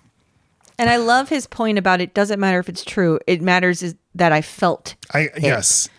It made me want to stop being this person when I never thought to stop being this person before. And that really is all that. It's a moment of clarity. It really is how people stop doing drugs, how people get out of relationships, how people quit their jobs that they hate. It's just a moment where you know that you aren't the person you were that moment ago. Yeah. No, I like that because he points that out. Like, yes, whether this is divine intervention or not, it almost said that doesn't matter because I'm going to act as if it is. And in so doing, he saves Tim Roth and Amanda Plummer's lives. Right. So like, even if he reverts back to being who he was, which I suspect is what he's going to do, he's going to forget about this revelation and he's not going to stop killing people. I don't He agree. saved these people. But I've been in the situation where somebody is reacting to something super big and they're like, don't you just think it's crazy? And I'm like, yeah, it's crazy. Yeah. And they just want more out of me than I'm willing to give. I need to take a shit. And then, they're in the car. More bad luck as Look at Vincent his face. accidentally shoots Marvin in the That's face. the most Travolta face. And I love that Vincent's such a child. Like, he seems like such a badass until he's with a real adult, like the wolf and like fucking Jules. And he's so petty. He just wants what he wants, and he wants his things, and tell me something nice. And it's don't just like, yell at me. It's all about her framing. It just depends on who you put him with. He completely shapeshifts, but he's that person all the time. Mm-hmm. I love it. He accidentally shoots Marvin in the face. I realized this is the same thing that happens with Brad Pitt in Once Upon a Time in Hollywood. It also happens with a cat in Boondock Saints. Okay, well, there you That go. is true. There you go. Lots of accidental shootings happening. How do you guys feel about Tarantino inserting himself into his movies? I'm not a fan of it personally. I'm not either. I'm like, just get somebody else to do that role, please. He wanted to be an actor. That was the first thing he wanted to do was be an actor. shit. Well, I think he was No. trying to get somebody to. He wanted this scene. He wanted somebody else to do this scene, but nobody else would do it. So he's like, "Well, I'm gonna say it." Basically, Oh, really? Like, Is it because of the nobody dialogue? else would jump in where Probably. He's like, "All right, well, I wrote it. I'm doing it." So I remembered it being twice, not 6 times.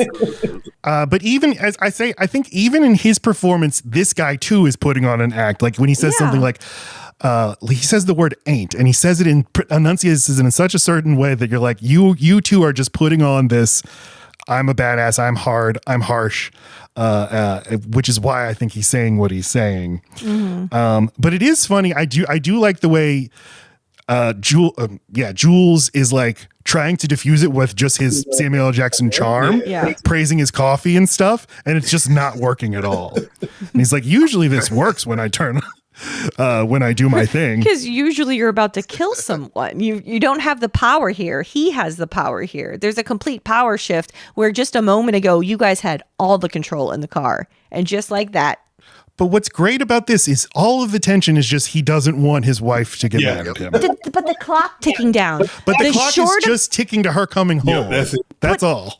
That sounds bad. They're not going to go to prison. Nothing's going to happen to them. He just might get divorced. You don't know that. But I love that everybody buys in as a result. They call up Marcellus and he's like, oh, okay, she's going to come. Oh, and she's not going to react well to this at all. Okay, we got to take care of this. I'm calling the wolf. Marcellus's question is even like, I mean, when she gets there, how bad do you really think it's going to be? Like, even when he first hears it, he's like, this is ludicrous that y'all are doing this just because y'all worry about when she gets home.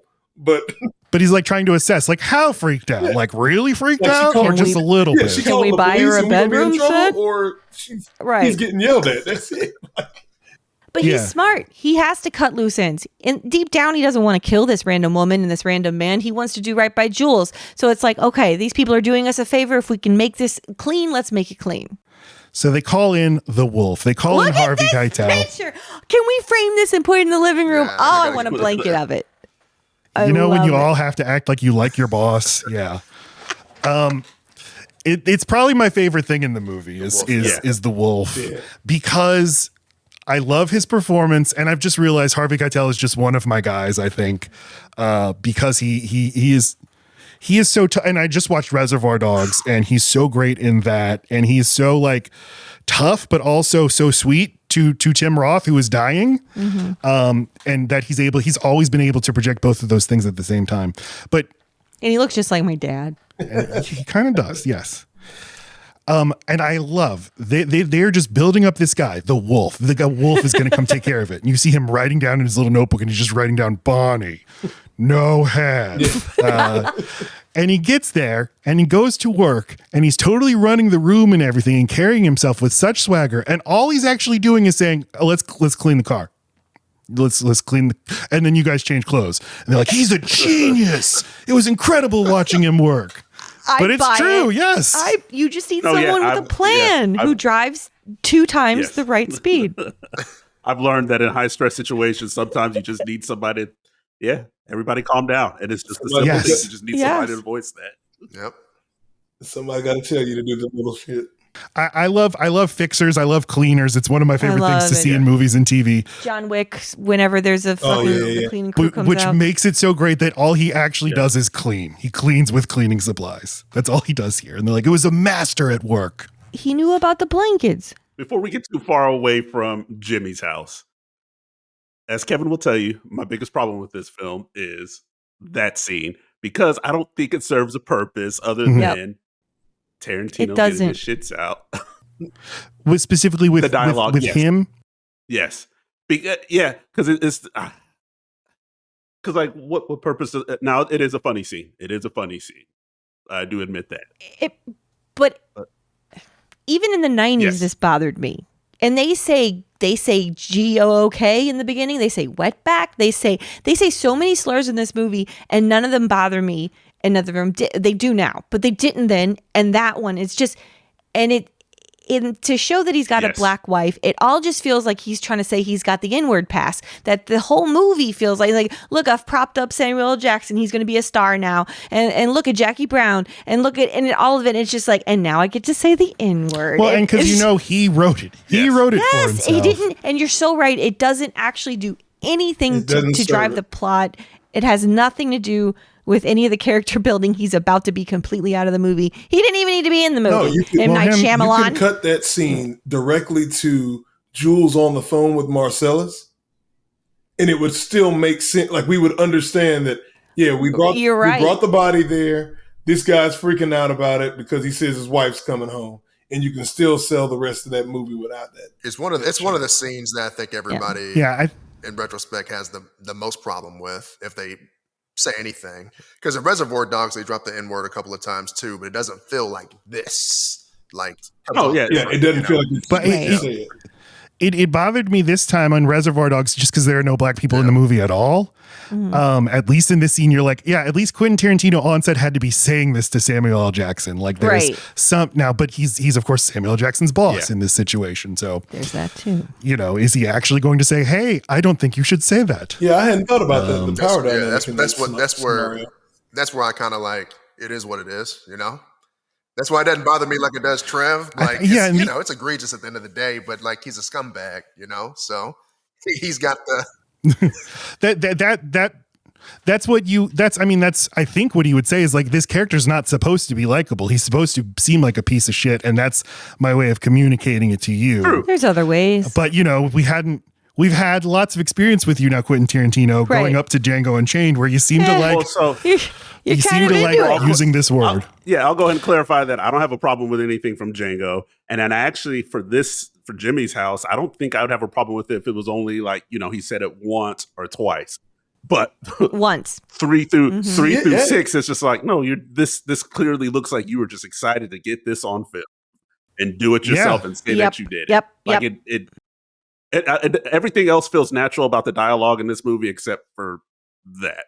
I'm not saying there aren't people out there who act like that, but still. I said it on TikTok, like when I was talking about like ranking his series and talking about Pulp Fiction. I was like, Tarantino's definitely one of those people where like he's like wanted to say it since high school.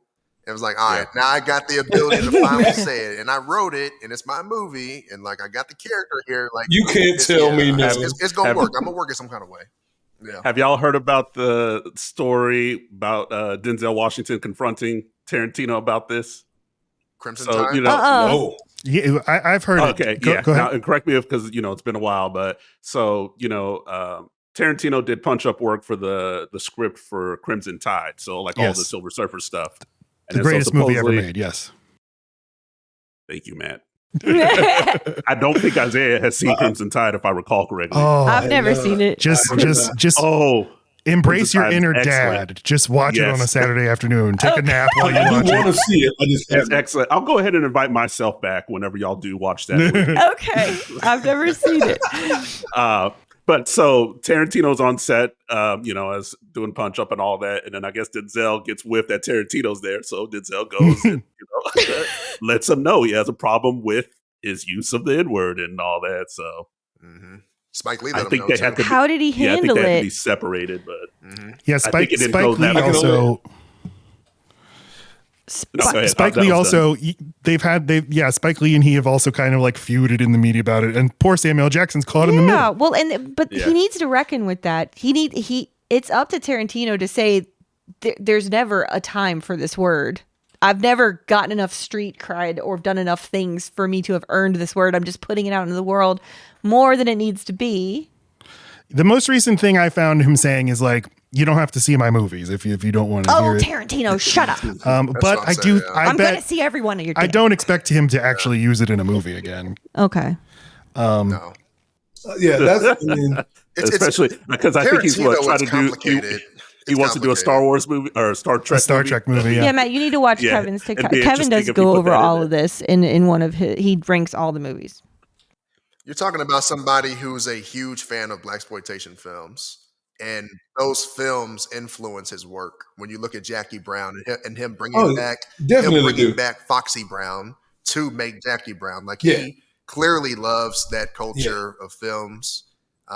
He likes certain actors, and that's the thing. It's like it's a really complex situation with him. It's like you could, because I don't think. Not at all. No, it's not like a hate. It goes in the direction of like you seem to like fetishize it in a way, and that's what it is. Yes. He thinks he's part of a club. Well, including giving his character a black wife in this movie. And again, I think it's hiding. It's giving him cover. I think I'd be okay with it if just someone else said it. It's him. It's that it's the boss Yeah. and that he wrote it for himself. And who's going to tell him no Yeah. on the set of his own movie when Harvey Weinstein Yeah. is his boss? Come on. Oh, that's true. Because you're right. Maybe if another Yeah. actor was here doing it, maybe I wouldn't feel that way about it. And if other people told you no for this role because of this part, maybe you should have thought about Yes. that. Yes. I think it And puts I Samuel also- Jackson in a tough situation too. Yeah. Honestly, Yeah. because his success, huge Yes. success, is from Tarantino, and some of his best films, Yeah. when you rank them, are going to For be sure. Tarantino films. Yep. So it's like, Oh you yeah, know, yeah. Yep. what do you do? Like, of course, he's going to say he's my boy, but it's not like, no, he's not a coon. Like, he's just like, he's backing him. Like, these roles are huge, and Yeah. they're great roles, and they're great movies. So, Yeah, and I think what do you do? he's like, he's doing it from a place of love. Fine. I just feel like That's- Tarantino is one of those people who, when he dies, there will be a documentary where everyone finally feels like they Says can what they say wanna say. because it is complicated. Yeah. He is complicated. There's not everything to love about him, but Yeah. he's a fucking genius, beautiful artist he makes some weird choices. But when he makes weird choices, usually they're really fucking cool. So you don't want to like put a cap on that because who knows what his next idea will be. But maybe less ideas about the N word. Is all I'm saying. Yeah. I think that's the thing with all artists is like, yeah, you have to reckon with all of it, all of who they are. It doesn't mean that you throw out the work. No, I agree with that. And then while it was funny that his wife is black when she returns home, we see, but it's just all like, well, this doesn't make sense anymore because I would Right. think he wouldn't use that word if his wife was black. Like, Yeah, Exactly. At the house. No, that makes sense. So we should makes see some he sense. should write a legacy sequel about Jimmy and Bonnie, I think. I want to see where they are now, what their lives are like. Did they get divorced? I hope not. I think they have a nice thing going. Okay. Let's talk about Chubby Bunny. Okay. They're back at Hawthorne Diner. Sure. A real restaurant in California. Jules explains he doesn't eat pork because it's a filthy animal, and Vincent's like, is a dog a filthy animal? He's like, well, I wouldn't go so far as to call it filthy, but it's dirty. It's got personality. It goes a long way. Again, this is just it's just words that kind of don't mean anything. It's all just the way we say them and the attitude we have when we say it. How convincing are we in that moment? And Jules is like, he's like really taking seriously this divine intervention thing. But I also think he's trying to troll Vince a little bit. Because he's like, if my answers frighten you, you should try asking different questions. He's a deep guy, though. I would have so many beers with him. He just thinks in such an interesting way, and I think Vince is just a little too simple for him. But then, yeah, the movie suddenly like, oh right, the beginning of the movie happens, and Tim Roth and Amanda Plummer jump up. That's a diner song, right? It doesn't matter. All right, so now, okay, That is Yeah. actually, you're right. Yes. thank you. We finally get to my favorite character in the movie, the manager. No, sir, I am not a hero, sir. No, we will cooperate. Oh yeah, and I love Amanda Plummer. I love when Jules now turns it on them, says, holds the gun "Baby." at Tim Roth, and she is trembling, and she doesn't know where to point the gun. She's terrified, but she's still determined. Yes, they are very in love. Yes, there's another sweet couple. It's pretty cool. And I like kind of how gentle Jules is with her, even as he's shouting at her. He's like, "You're doing Yeah. great, baby. This is almost over." I love that. And I love that it really does end. And then they hug each other in relief and have so many wallets. That's so nice for them. But all I ever, As they walk out I with the bag know, of all, but all I yeah. ever think about in these situations is we have a nonverbal, very verbal 8-year-old with autism. If we were told to be quiet in a restaurant, they'd just shoot us. Like, Yeah, no. I can never think. There's nothing like, we can do. Not everybody can be quiet, sir. All right, go on. I guess we've already talked about the scene a lot. It's the but scene. it's the scene. In the script, they wrote it so that we would see Jules shoot Honey Bunny and Pumpkin dead, and then cut to reality. Like you see his vision first. Like normally I would be killing them, and then like find that. out that he didn't kill them. Yeah, It's not that kind of movie. Samuel L. Jackson says he wished they had kept that in the movie. I don't know if I like that or not. No, because we don't have any like dream sequences except for Butch with the watch. But like, it would be playing with the reality of the movie, which we have not come to expect, that people are fantasizing and making us think something's real. That's like, oh, it was all a dream. Fuck you. I don't like that. So I say no. Mm-hmm. Okay. me too. for those same reasons. So I think I agree. However, I do see a way that it would work for me. But you would have to sacrifice part of the monologue. And the heart. You would have to sacrifice the back part of the monologue where he starts to explain what it means for him. It can't be, you can't have him imagine shooting them and it looks to us as the audience as it's real. Like if it was me, I'd have them shot and you do it from first person too. It would be from first person. You would see Eli Roth's head explode, Marvin. followed by Amanda's face, chest get blown in. Then I would turn it back around and it would start like it would kind of zoom out from the pupil of his eye, of Jules's eye, to see his face and his recollection. He would then just skip to the giving them the $1,000 and let them walk out. And you mean Tim Roth? That's the Tim Roth. Yeah, sorry. I confuse them all the time. Sorry, I confuse them all the time. Sorry, Eli Roth did not. I'll let him know. My name is Laci Roth, so I'll let him know. We all know each other. Thank you. No, that's a good point, Isaiah, because he walks you through it, and you don't need to see it because he walks you through what he's feeling in that moment. I'm trying very hard to give you a second chance, and maybe they give up the life of crime now. Who knows? That's another sequel we should get to see is what these two are up to.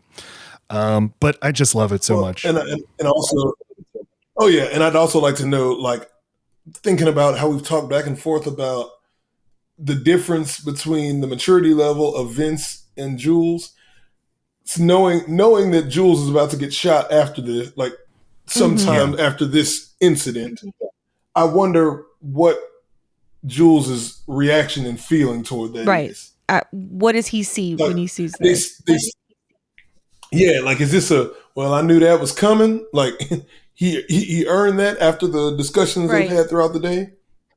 You know what I'm saying? Is he any bit remorseful? Or is that what brings him, like, because Matt, you even alluded earlier, I think that he would probably come back to being possibly that he wouldn't, this epiphany would eventually fade from his mind and he'd be back to being a killer. But is that what does it for him? Are they close enough? Yeah, I don't know. that makes he likes him. He likes him a lot. But yeah, epiphanies usually wear off. That's why I say that. Yeah. The reality of walking the earth will hit you. Yes. I even think he's kidding about that. I don't think he means that part. I think he just means he doesn't have a plan, but that he doesn't want it to be this anymore. And that is so, when you're constantly convincing yourself that it's okay to do what it is that you do for a living, for someone like Vincent, this would be the most fuck you. Fuck you for saying that this is bad and that I shouldn't do it anymore. I'm not ready to not do it anymore. Do you know how big of a heroin habit I have? I'm not going to go be a CVS clerk, asshole. Yeah. Yeah. You know. Yeah, his options are a little more skill set. limited. I don't see a kindergarten cop movie coming from this, or Vincent, he's fish out of water. So this was the first time I watched the movie and sort of experiences, like, I think this is all kind of Jules's story and the journey he's going on. And you see the journey he goes on through other characters, but ultimately the reason the movie ends with him ending in this place is because that's what it's all been about. So it's like, I've always seen it. I've always, like, he got nominated for best supporting actor instead of lead actor, but it's like he's the lead of the movie. This is kind of his story. It's an ensemble, but it's his story. I love that. Yeah, no, that's very fair.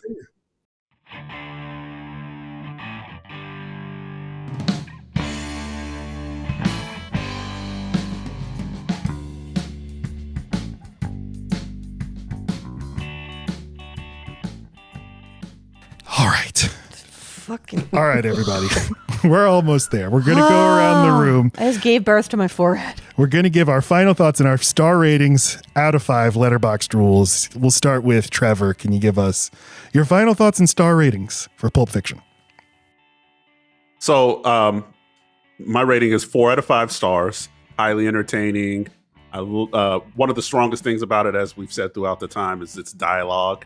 And also being able to balance all the different stories and tell the story in a compelling and non-confusing way. So this is a movie that whenever Kevin told me that we were going to be discussing this with y'all, and my wife kind of keeps up with whatever we're going to be doing. So I'm excited to show her this one.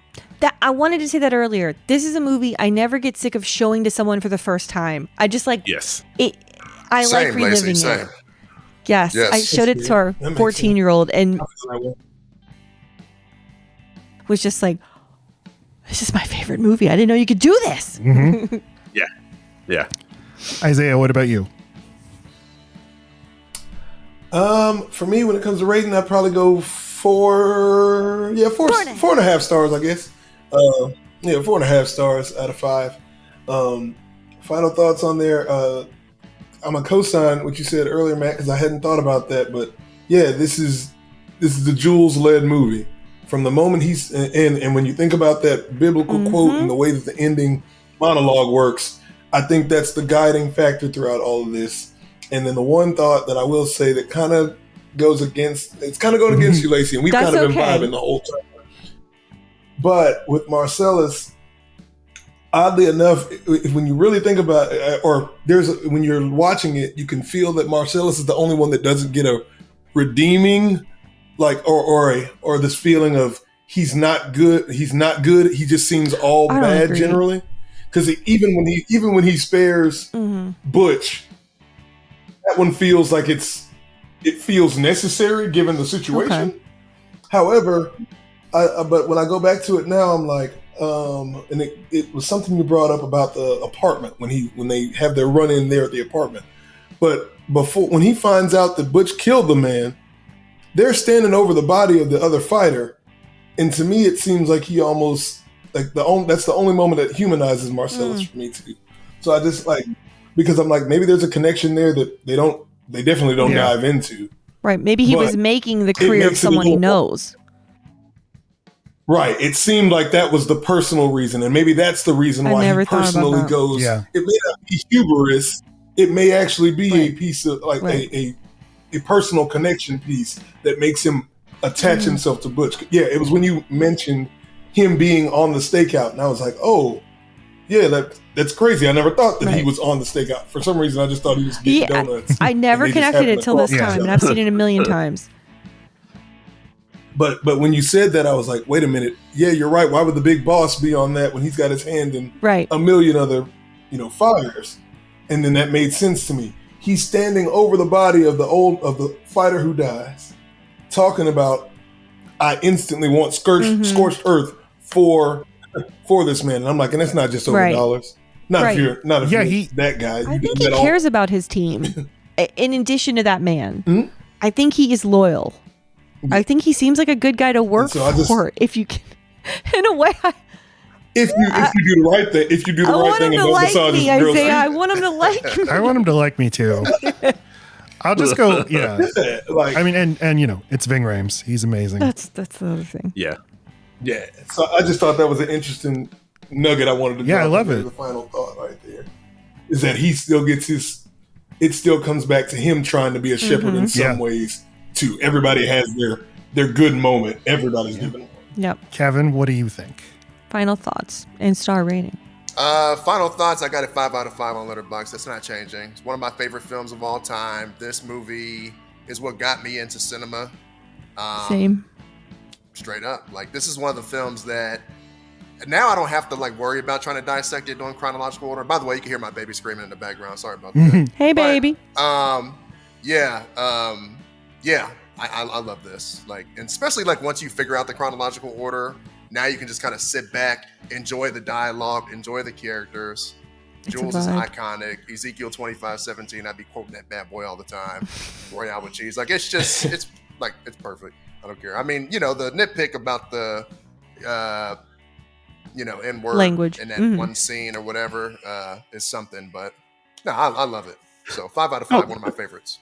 Don't call it a nitpick. Don't call it a nitpick. It's not a That nitpick. specific Yeah. phrase. That is fair criticism. Yeah. Yeah. No, that's fair, yeah. Kevin, how old are you? I'm 34. Okay, you can go fuck yourself. All right. Why? 'cause I'm 40, so eat shit. But anyway, I was just thinking, if this movie got you into movies, I just wonder, it clicked for me that way too. I just was curious if you're the same age, but clearly I'm a mature woman. I'm between the two of you in age, and it just lingered as this very important movie, and I think it is like a gateway drug movie to just get you thinking more seriously about movies. What movies can be. Yes. Yeah. It's not formulaic, but it made a formula. It made a genre. Yeah, pulp. What about you, Laci? I give it a 5. Anything else? No. It grew. When we started watching the first opening scene, I'm like, did I pick the wrong movie? Is there nothing to say because it's just, oh, this is good. Oh, that's good. Oh, this is good. And then when I realized there was yet another layer, a delicious little nugget, then that is my point. I don't tire of this movie. There's always more pulp you can squeeze. Ew. I too give it 5 out of 5. On Letterboxd, I would press heart, and it's Let's go. It's not my favorite. It's probably my third favorite Tarantino, but yeah, it's first. one of the important movies of my movie going journey, and I've just had a great time talking with all 4 of you guys. I don't know why I was so nervous. I'm so glad you guys are so easy to talk to. This is. I like have a new appreciation. You've all opened my eyes to things that I've never even considered in this movie that again I've seen 50 times. Right. Which is like there's nothing better than that when you have a movie like that you can just go back to again and again and find new things, think about new things anyway. Yeah, and Trevor, I hope one day you get furniture. Why do you live in that void? Yes. Yeah. Now you see why I had to put my. Did now you see why I had everybody to use move the green screen. into a new home this week? No, I was kidding. I'm not going to tell on myself. I was just kidding. Yeah. No, I don't. But He's a minimalist. That is a minimalist right there. Well, it's funny. It's one of those things where I told my wife, and I was like, "This is my space. I will decorate it." Right. So occasionally, I just you'll need come time. up with suggestions for me, and I'm just all like, "Hey, this is not your space," but yet I just have a blank canvas. It's a choice. We all get decision fatigue. Can y'all tell us one more time? Tell everybody about the Real for Real podcast and how to find you. Yeah, please. Come on, Isaiah, end it off for us. Give it up. Yeah, that's Isaiah's role. Closing. Yes. It usually is. You're right. So for everybody out there listening, we are the Real for Real. You can find us on TikTok. You can find us on Instagram. And of course, just to find our podcast, we are everywhere that you can listen to your podcast. So just search The Real, REEL, for Real, REAL. Love it. And we'll have a link in the description, and everybody should definitely check them out. They're awesome. Please. They're funny. They're smart. Go give You'll them a have good rating time. on iTunes. It's so important for podcasters. We need more ratings. It's like the step that people won't take, but it's like the biggest deal. Change our listen score. Yes. Give us a fucking rating. All right. Our business. Next week, Gobble Gobble. We're doing everyone's favorite Thanksgiving movie, Spider-Man. 2002 Sam Raimi picture, which has a Thanksgiving sequence, which is why we're watching it. Okay. It does. I thought you were fucking with me. Spider-Man eats Thanksgiving dinner with the Green Goblin. And our friend, he does. They don't know that there's the Green Goblin. Wrap it up, bitch. Our friend Smash Trivia John will be joining us for that discussion. November 22nd, Spider-Man. Please check out The Real for Real. Links in the description. Follow them on social media. Listen to their podcast. And then listen to our podcast, too. If this is telling you to do that, that'd be a weird order. If you got it's fucking Tarantino-ing. That's right. Yeah, maybe I will put this episode out in a different order. Chop it up. Make it a puzzle. And it'll switch the whole thing up. It'll come back. It'll circle back to itself. Why is Laci so angry at Matt? Just kidding. That happens throughout the entire thing. Yeah, no explanation needed. No. Follow us on YouTube, Load Bearing Beams Pod. I'm on Letterboxd at Matt Stokes 9. Lacey's on Letterboxd at Load Bearing Lacey. Follow us on Twitter, not Load Bearing Pod. It's not a sex thing. Instagram, Load Bearing Beams. TikTok, Load.Bearing.Beams. You can listen to my band's music. We are Rural Route 9. We do the music for Load Bearing Beams, including the song you're hearing right now. And we're on Spotify, Apple Music, and all of that good stuff. The Real for Real, thank you so much for being on the show. You guys were amazing. This was great. Thank you. We look forward to it. Yes, thank you for having us. This was fun. Hey, we appreciate it, y'all. Yes. Invite me this back was whenever you dope. do Crimson Tide. Yes, I would. Please, yeah, I'm ready to be back. I'm ready to come back. We've never had five people at once, and I think we found a flow. I'm so sorry that I talk so much. So No, y'all are good. No, This is perfect. no, This no, is no. perfect. You put me on game Oh, today. shit. Y'all put me on some Okay, game yeah. today. Laci, say your outro. You know, I didn't Oh, outro. yes. Okay, I love you. Goodbye. Sorry, I just had to do that part.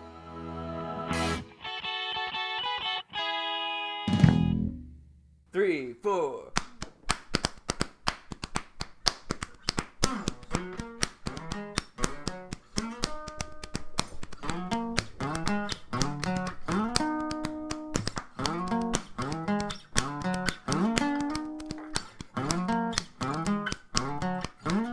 Everybody, love Mary Keems.